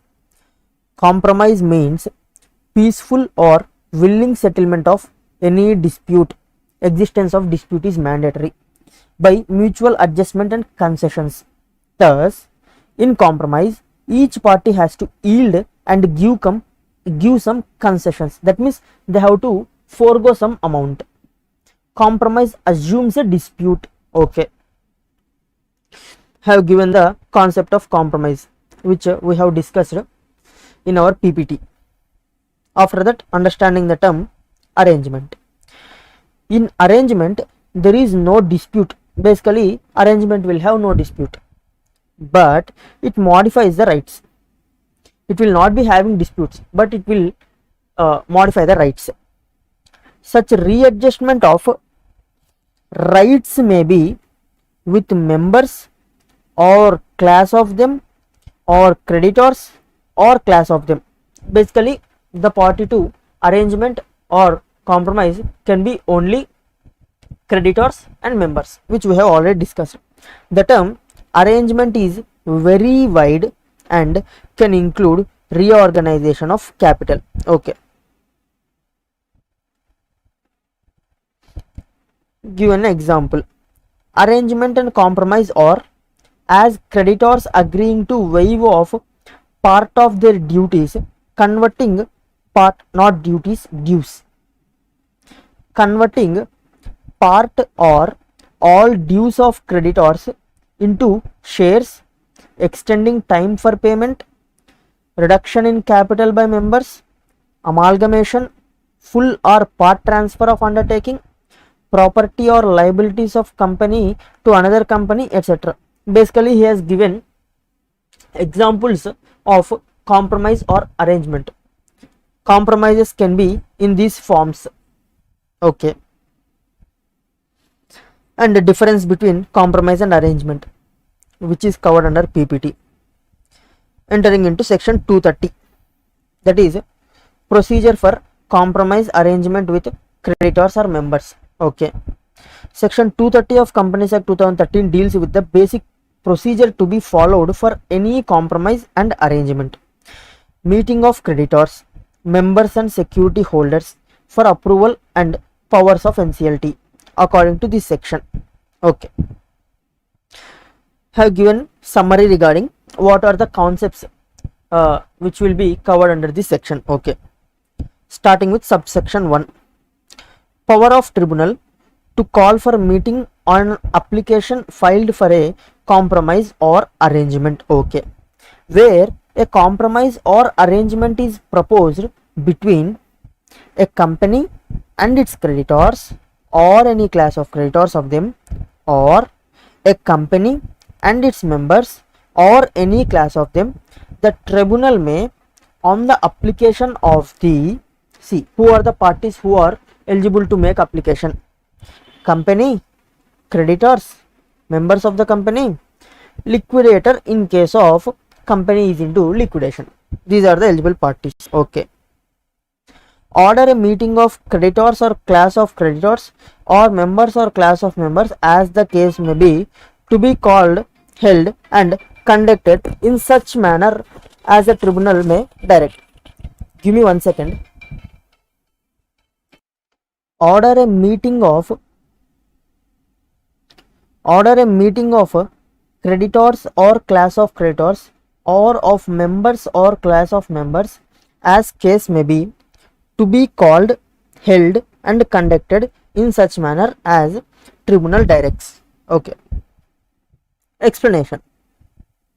For the purposes of this section, arrangement includes reorganization of company's share capital by consolidation of shares of different classes or by division of shares into shares of different classes or by both those methods. That is basically share split and share consolidation. Next, I have given the chart that we have discussed in our PPT. Coming to subsection 2, what are the disclosures that have to be made in the application that is filed with the NCLT? We will see it. The company or any other person by whom an application is made shall disclose the tribunal by affidavit all material facts relating to company, such as latest financial position of the company, latest auditor's report on the accounts of the company, and pendency of any investigation or proceedings against the company. Okay, that is the first disclosure. Second disclosure, reduction of share capital of the company, if any, included in the compromise or arrangement. If this compromise or arrangement includes any reduction of share capital, such a fact has to be provided to the NCLT. That would be second disclosure. Third disclosure, any scheme of corporate debt restructuring consented to by not less than 75% of secured creditors in value, including creditors responsibility statement in the prescribed form, safeguards for the protection of other secured and unsecured creditors. Okay.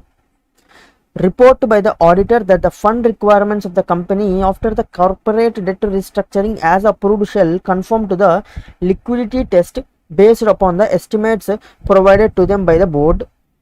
That is basically report of auditor on liquidity.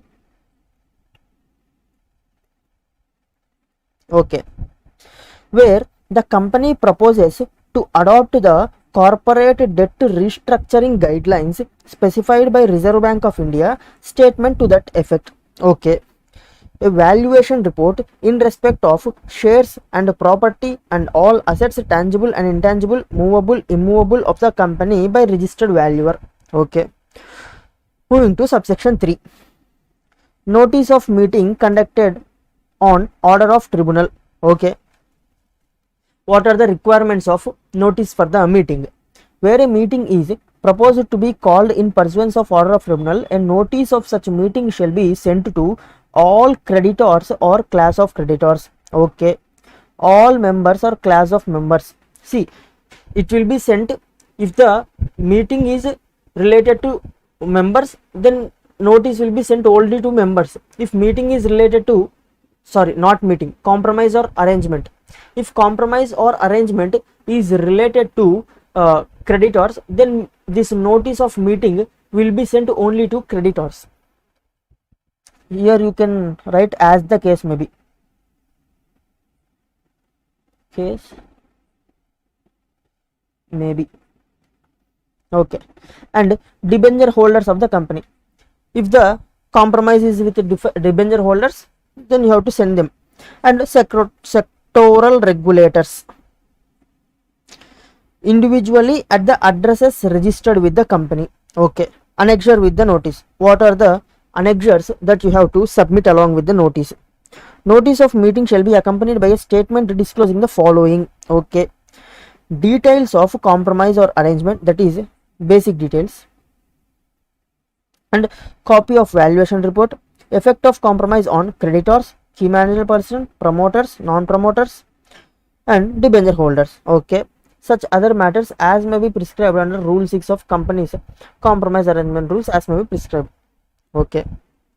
Advertisement of notice, where you have to advertise the notice. Such notice and other documents shall also be placed on website of the company. See, since we have already discussed all these content, I am just reading it. In case of a listed company, these documents shall be sent to Securities and Exchange Board and Stock Exchange where the securities of company are listed for placing on their website. Okay. Shall also be published in newspaper in such manner as may be prescribed under Rule 7 of Companies Compromise Arrangement and Amalgamation Rules 2016. Okay. The chart we discussed in PPT. Time period for receipt of copies of compromise or arrangement. I think this one we have not covered in PPT. Let us see it. Where the notice for the meeting is also issued by way of advertisement. See, if the notice for the meeting is issued through advertisement, then it shall indicate the time within which copies of compromise or arrangement shall be made available to the concerned persons free of charge from the registered office of the company. See, if the notice is posted individually to each person, then along with notice the annexures will also be sent. Let's say if notice is provided only through advertisement, then in that case the notice should provide the time period within which the persons who will be affected can collect the annexures relating to the notice from the company. Such time period has to be specified in the notice if at all notice is published only through advertisement. Hope that is clear. Moving to next subsection, that is subsection 5. Notices to sectoral regulators to make representation if likely to be affected by the compromise or arrangement. Okay. Notice along with all documents in such form as may be prescribed shall be sent to central government, income tax authorities, Reserve Bank of India, Securities and Exchange Board of India, that is SEBI, and registrar, respective stock exchanges, official liquidator, Competition Commission of India, and such other regulators shall require that representation, if any, to be made by them shall be made within a period of 30 days from the date of receipt of such notice, failing which it shall be presumed that they have no representation to make on the proposals. Okay. Next subsection, that is subsection 9. The tribunal may dispense with the calling of meeting of creditor or class of creditor where such creditor or class of creditor having at least 90% value agree and confirm by way of affidavit to the scheme of compromise and arrangement. If 90% of creditor agree to the scheme of compromise or arrangement, then the requirement of conducting a meeting will be dispensed of. Vote to adoption. Okay. A notice shall provide that persons to whom the notice is sent may vote in the meeting either themselves or through proxies or by postal ballot. See, it is not required that the creditor himself has to vote. Even any person who has been appointed by creditor as proxy can vote on behalf of creditor. Okay, this point we have not discussed in PPT. Now you know that. Or by postal ballot to the adoption of compromise or arrangements within 1 month from the date of receipt of notice.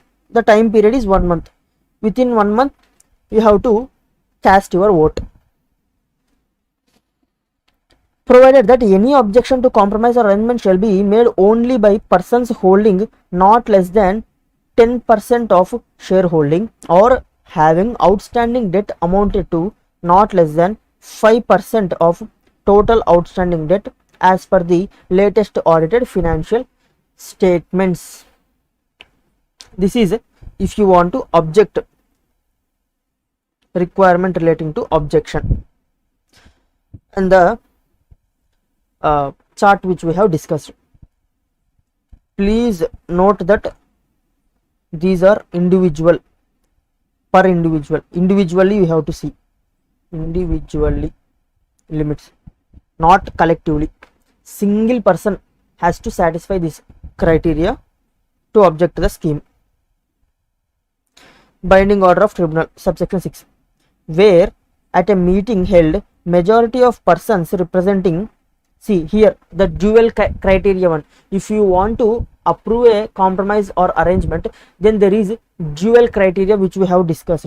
The first one is majority of persons representing 3/4 in value of creditors or class of creditors or members or class of members, as the case may be, voting in person or by proxy or by postal ballot, agree to any compromise or arrangement, and if such compromise or arrangement is sanctioned by the tribunal by an order, the same shall be binding on the company. After it is approved by the members or the creditors, it has to be sanctioned by the tribunal also. Only after that it shall be binding on the company, creditors, class of creditors, members, class of members, as the case may be. Or in case of a company being owned up, it shall also be binding, the order shall also be binding on liquidator appointed under this act or under Insolvency Bankruptcy Code 2016, as the case may be, and the contributories of the company. Okay. Subsection 7 deals with particulars to be stated in the order, that is final order, final order of tribunal, final order of tribunal. What are the contents to be stated in the final order of tribunal? Let us see. An order made by tribunal shall provide for all or any of the following matters, namely,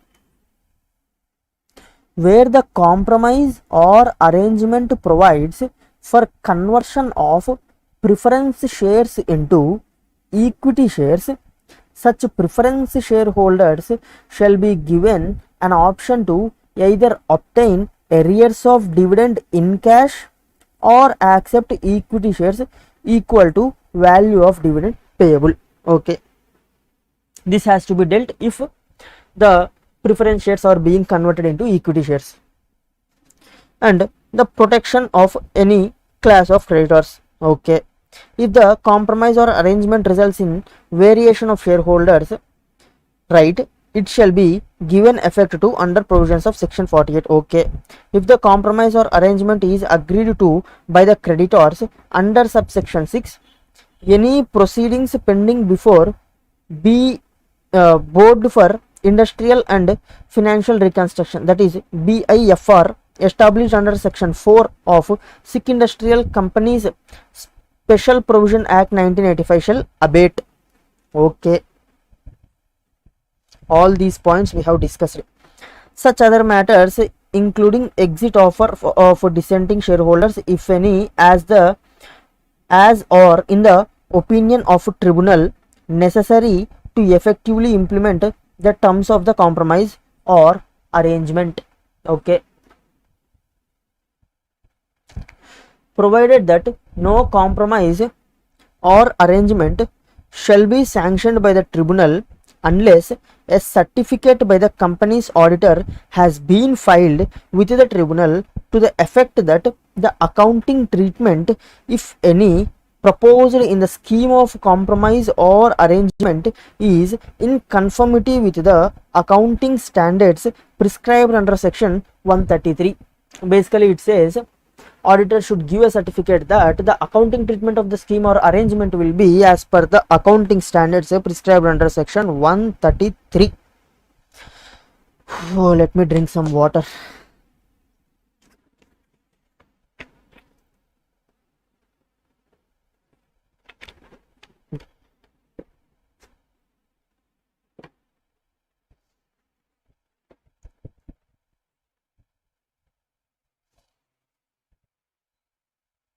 Yeah.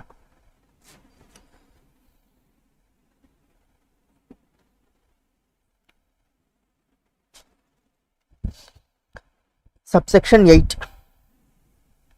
Okay. Filing of order of tribunal with registrar.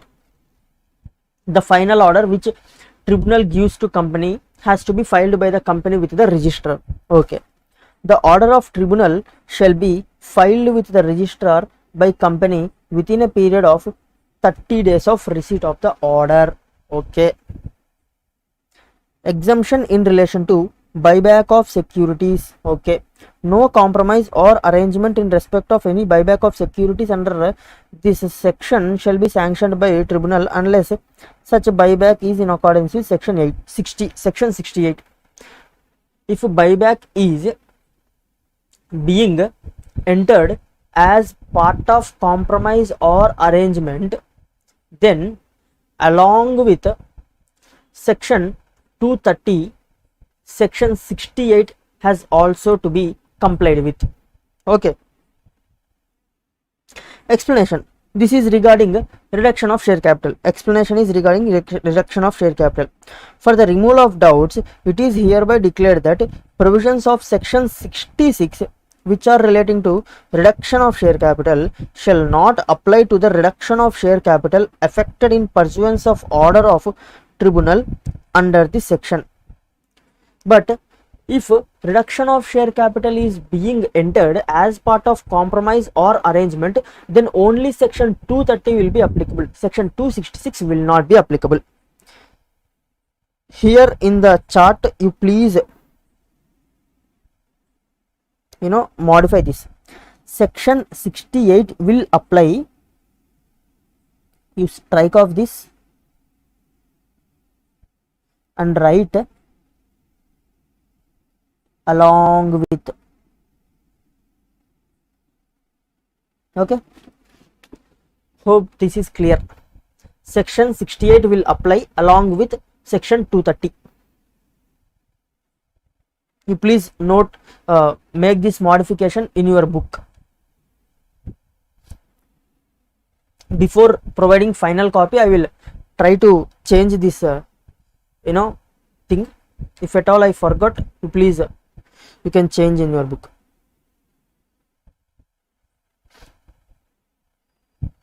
By the time I issue the book to you, I will change this point.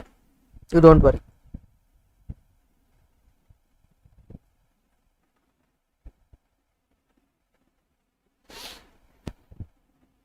See, next subsection 11. Oh, what happened?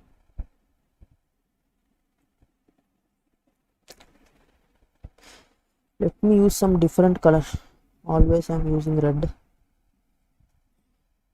This might not be visible. Okay.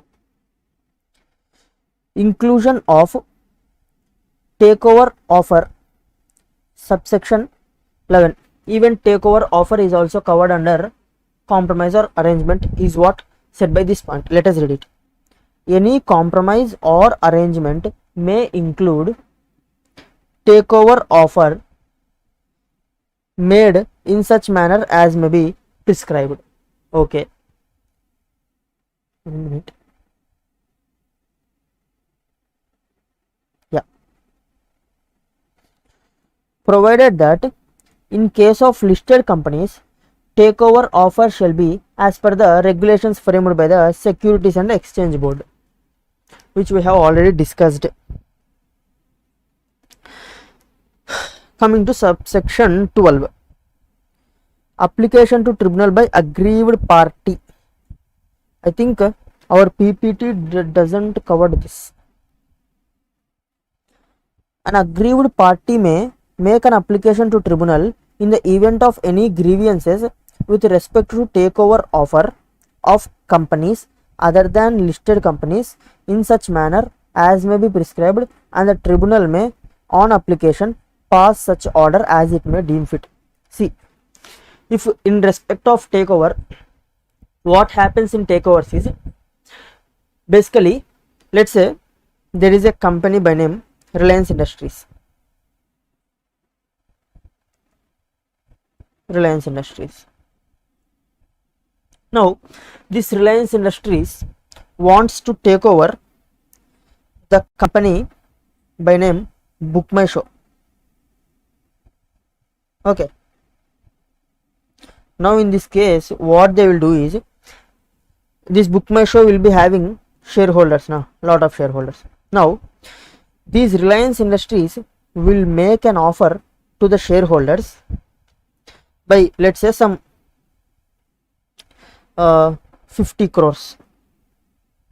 We'll give you 50 crores, we want to take over Book My Show, you please hand over your shares. Like this they will give offer in case of takeover.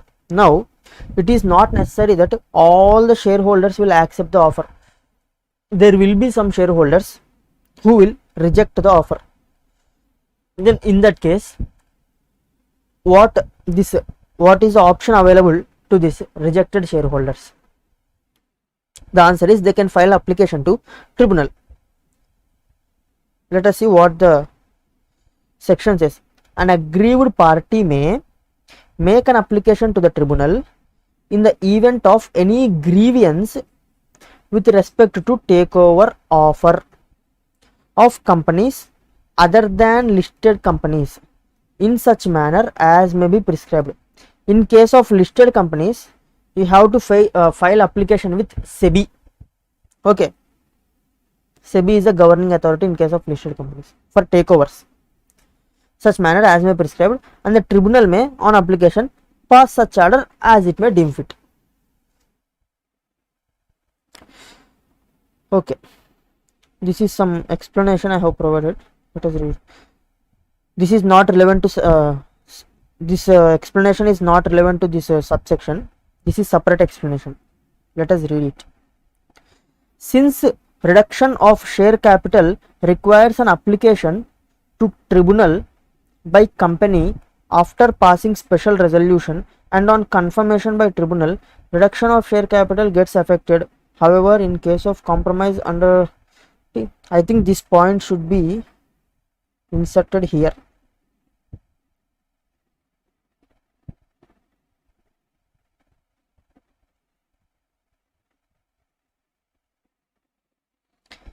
Here after the explanation I will modify it.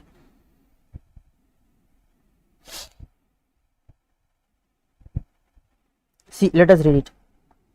Since reduction of share capital requires an application to tribunal by company after passing special resolution and on confirmation by the tribunal, reduction of share capital gets affected. However, in case of compromise under section 230, if that results into reduction of share capital, compliance of section 66 is not required to be made separately in such cases. Basically what it says is that if there is reduction in share capital, then you have to pass a special resolution in the company. Only after passing special resolution you can enter into reduction of share capital. But if you are entering into reduction of share capital through this compromise or arrangement, then there is no such requirement. That is what said by our section, our this explanation. And there is example.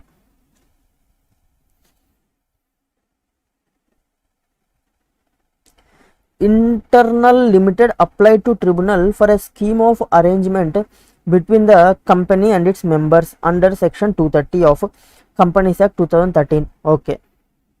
Accordingly, a meeting was ordered by the tribunal to be conducted between the company and its members regarding the scheme of arrangement. Okay.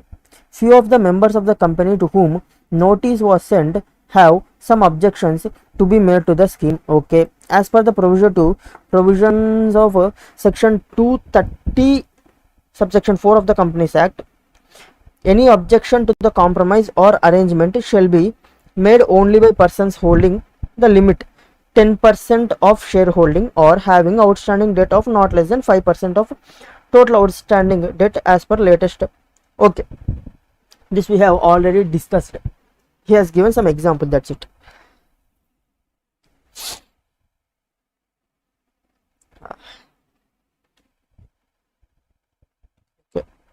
We have completed the section. We'll move into relevant questions.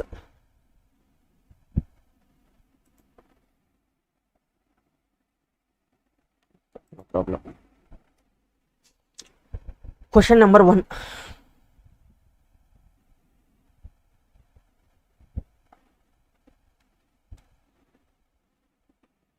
Okay.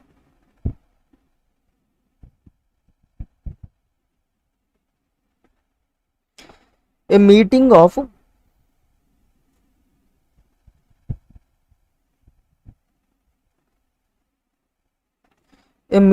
members of ABC Limited was convened under the orders of court to consider a scheme of compromise and arrangement. Okay, here the meeting is related to members. What is the purpose of meeting? Purpose is to consider scheme of compromise and arrangement. Okay, now notice of meeting was sent in prescribed manner to all 600 members. Total number of members in the company are 600. Let us note it down. Total members are 600. To all these members, notice was sent. Okay. Holding in aggregate 25 lakh shares. Okay, they are holding some 25 lakh shares. Now, the meeting was attended by 450 members holding 15 lakh shares. See, total shares are 25 lakh.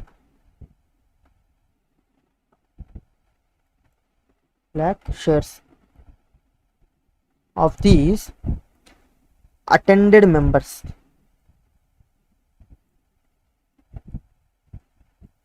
how many have attended? Only 450 have attended to the meeting. These 450 members are holding 15 lakh shares. Okay, that's fine, no problem. Now 210 members holding 11 lakh shares voted in favor of the scheme.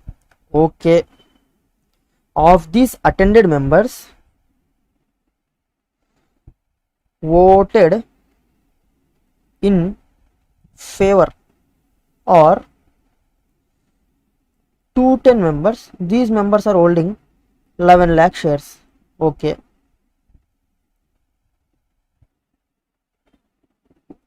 and 180 members holding 3 lakh shares voted against the scheme. Okay, voted against,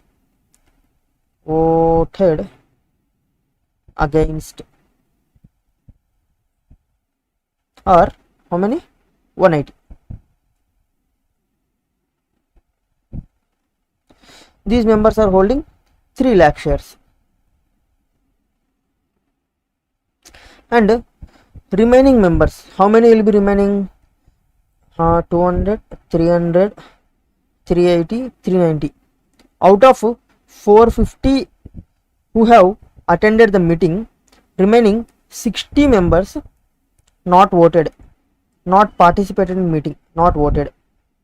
Okay, they will be holding 11, 13 of this 15. If you remove this 14, 1 lakh shares. Okay, how I got this 1 lakh? 15 lakh who have attended the meeting, shares held by members who have attended the meeting, minus 11 lakh, this voted in favor, minus 3 lakh, and to be 1 lakh. And this how I arrived at 60 members? It is total attended are 450 minus 210 who voted in favor minus who voted against, turns to be 60. Is it 60? 200, 300, yeah, 60. These 60 members have neither voted in favor nor voted in against. They have abstained from voting. This is the situation. Okay, what he is asking, examine with reference to the relevant provisions of Companies Act 2013 whether the scheme is approved by the requisite majority. Okay, what our provision says? Our provision says that for a scheme to be approved, it has to be approved by, let me change my pen, it has to be approved by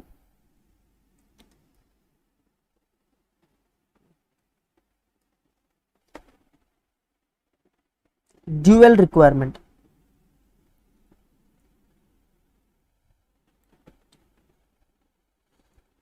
Majority of persons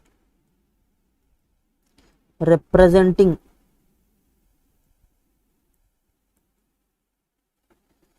three-fourth value. Now let us calculate majority of person. See here,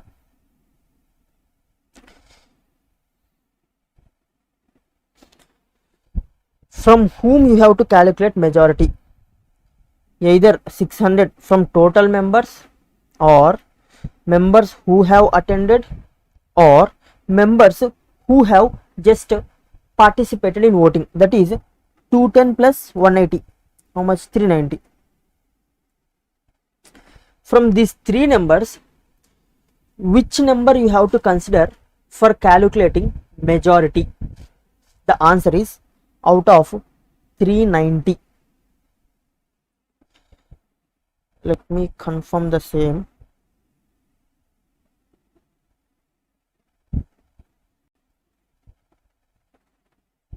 Yeah.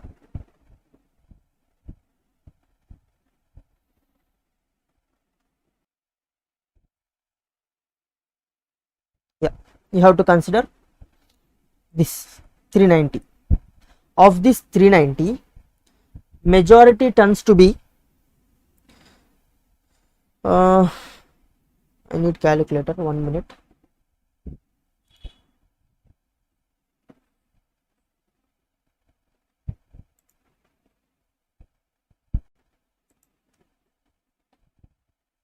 Here it is.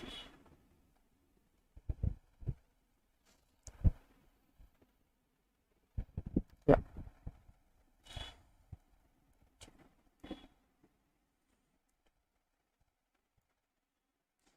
That means majority will be 196. Okay, if 196 members, at least 196 members must vote in favor. This is the first condition. Now second condition, that is 3/4 of the value. Which value you should consider?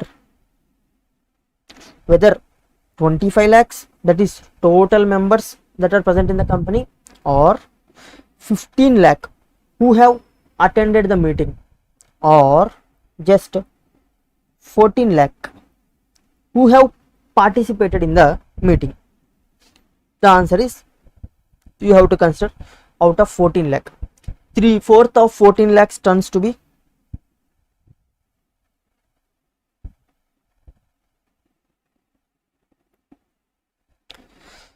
14 lakh into 3/4, 10.5 lakh.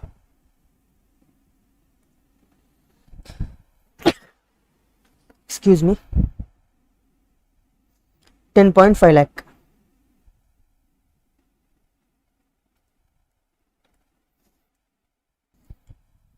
Uh, 10.5 lakh would be the 3/4 of the value.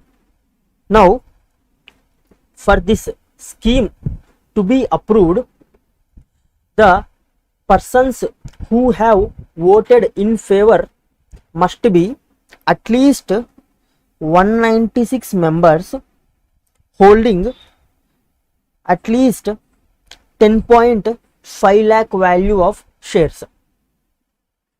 If these many members voted, then it would be approved. Now let us see what is the actual members who have voted in favor.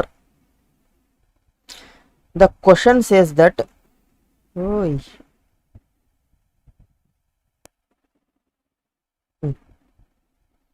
Question says that 210 members holding 11 lakh shares voted in favor. Okay. Yeah, we have already noted this down now. Okay. Actual 210 members holding 11 lakh shares voted in favor. Okay, the condition is satisfied. 210 is greater than 196 and 11 lakh is greater than 10.5. The scheme is approved. Conclusion.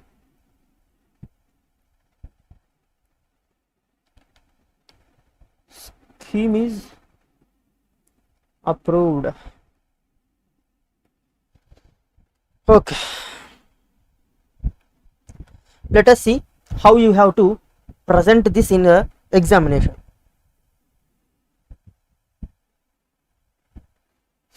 Here you have to remember that for calculating majority person and 3/4 value, you have to consider this value, that is members who have actually participated in the voting. You have to take those figures, not total members present in the company or total members who have attended the meeting. Actual participation in the meeting is meeting has to be considered. Okay.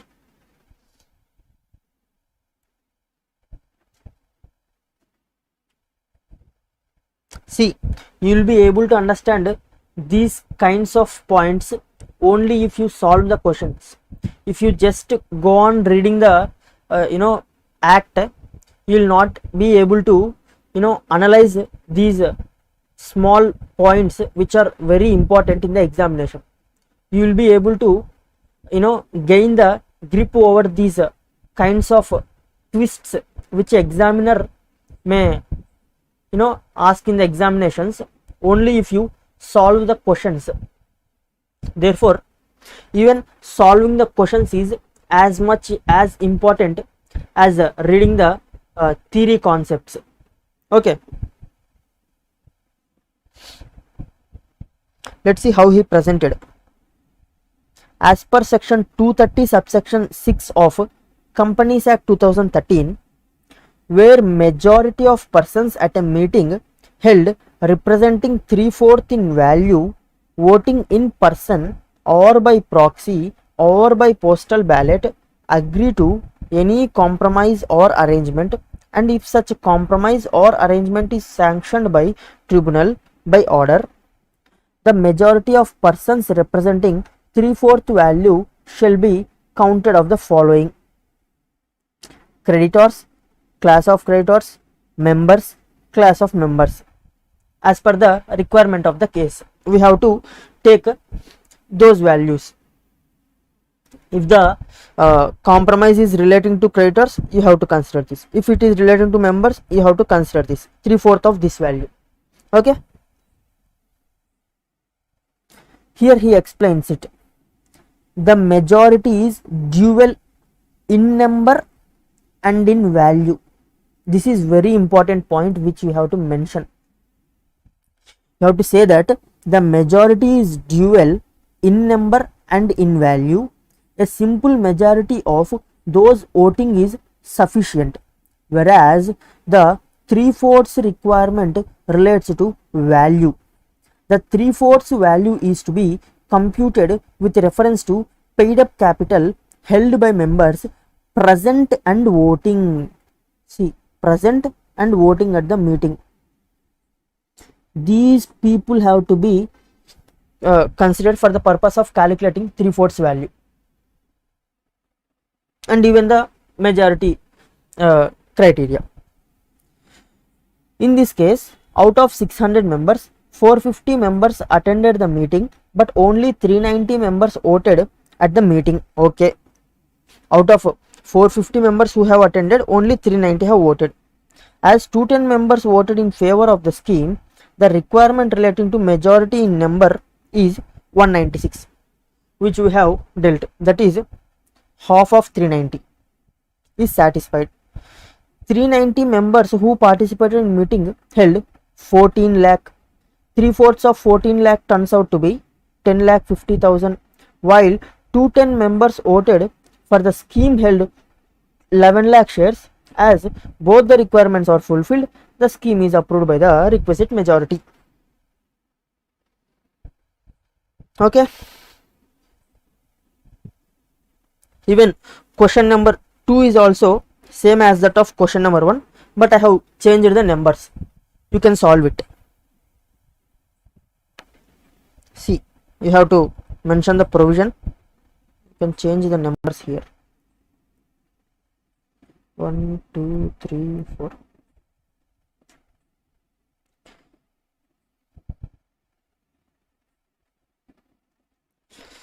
Okay. By that we have completed section 230. We are having a small section 231. After completing this small section, we will be taking some 10 minutes. After this, we will wind up today's class. Section 231. See, what we have seen in section 230 is pre-implementation. The concepts dealt by section 230 are related to pre-implementation of the scheme. Okay, till the tribunal has approved the order, till that point we have covered in section 230. Once the tribunal has approved the order, then section 231 comes into picture. See,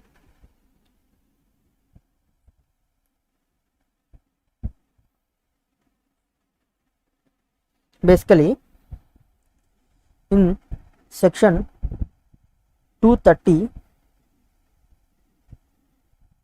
we have made application to tribunal, application to NCLT, and after meeting, notice of meeting, approval by members and approval by NCLT, after all that process, NCLT will pass final order of approving compromise. Okay.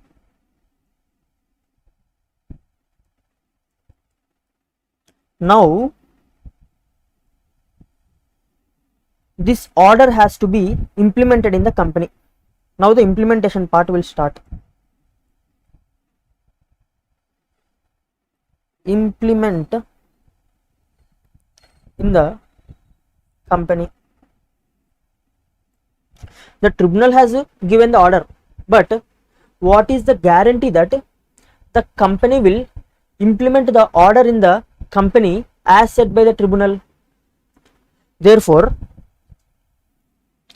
the act has given power to the tribunal in the form of section 231, wherein it can govern and oversee the implementation process of the order. Let us see section 231. Basically, you can say section 230 is pre-implementation. Implementation deals with pre-implementation. 231 deals with, we can't say it post implementation, during implementation. During implementation, section 231 is applicable during implementation of order.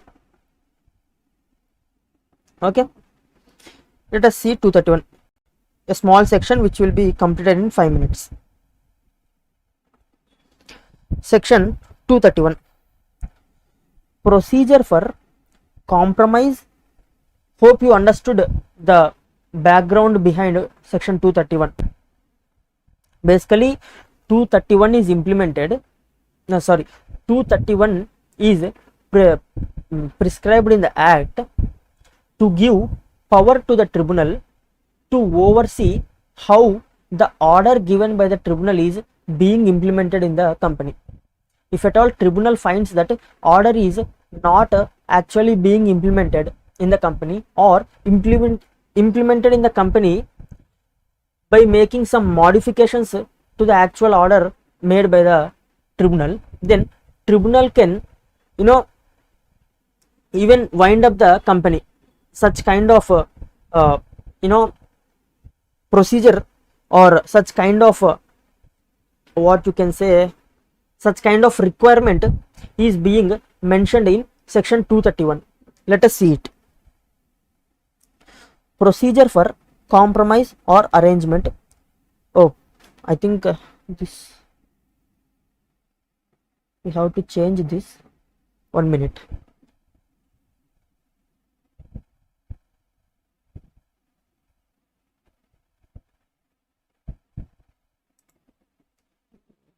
I'm having ICA study material.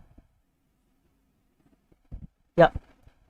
Power of tribunal to enforce compromise or arrangement. See, I have done nothing great in my book. I have copy pasted from ICA study material itself, but wherever necessary, I have added some explanations and some charts to the book. That's it.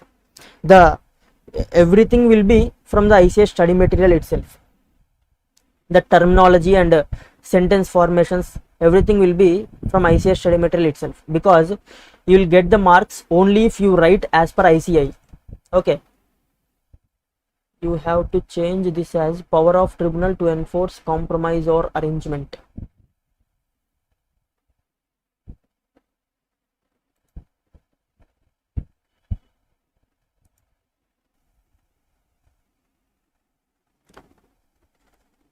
Power of tribunal to implement compromise or arrangement. Okay, let's see it. Power of tribunal to enforce compromise or arrangement. Section 231. What it says? Power of tribunal to enforce the order. When the tribunal makes an order under section 230 sanctioning a compromise or arrangement in respect of a company, it shall have power to supervise the implementation of the compromise or arrangement. See, it has power to see whether the order that is passed by the tribunal is implemented as in the same manner as prescribed by the tribunal. It has power to supervise the implementation process of the order, and may at the time of making such order or at any time thereafter give such directions in regard to any matter or make such modification in the compromise or arrangement as it may consider necessary for the proper implementation of compromise or arrangement. See, once the order is given by the tribunal, it doesn't mean that it is the final order. During the implementation process, if tribunal finds that any additional modifications has to be made or any requirements have to be implemented, then as per the requirement, the tribunal will modify the order passed by the tribunal. Okay, that is dealt by subsection 1. Subsection 2, winding up order by tribunal. If tribunal is satisfied that compromise or arrangement sanctioned under section 230 cannot be implemented satisfactorily with or without modifications, and the company is unable to pay its debts as per the scheme, it may make an order for winding up the company, and such order shall be deemed to be order made under section 273. See, tribunal has passed the order, but while implementing the order, tribunal feels that this order can't be implemented. Even if it makes some modifications to the order, even in such case, implementation of this order is impossible, and there is no other option except winding up the company, since the assets of the company are not not sufficient to meet the liabilities, and even the business of the company cannot be increased. In such a situation, the only option available is winding up. Then the tribunal can order for winding up of the company if it feels that the original order which it has passed under section 230 cannot be implemented. Hope you are clear. Coming to subsection 3, retrospective effect of order. The provision of this section shall, so far as may be, also apply to company in respect of which an order has been made before the commencement of this act sanctioning a compromise or arrangement. See, basically this act has come into existence on 2013, but some compromises and arrangements might have been approved under old act, that is 1956 act, Companies Act of 1956. There might be some compromises or arrangements which have been granted under the old act. For purpose of implementing the compromises or arrangements which have been granted under old act, this section will get applicable. Section 231 is having retrospective effect. That is what being said by subsection 3 of this section. This is a simple section. By this we have completed the concepts relating to compromise and arrangement, that is two sections, 230 and section 231. That's it for today's class. Bye bye.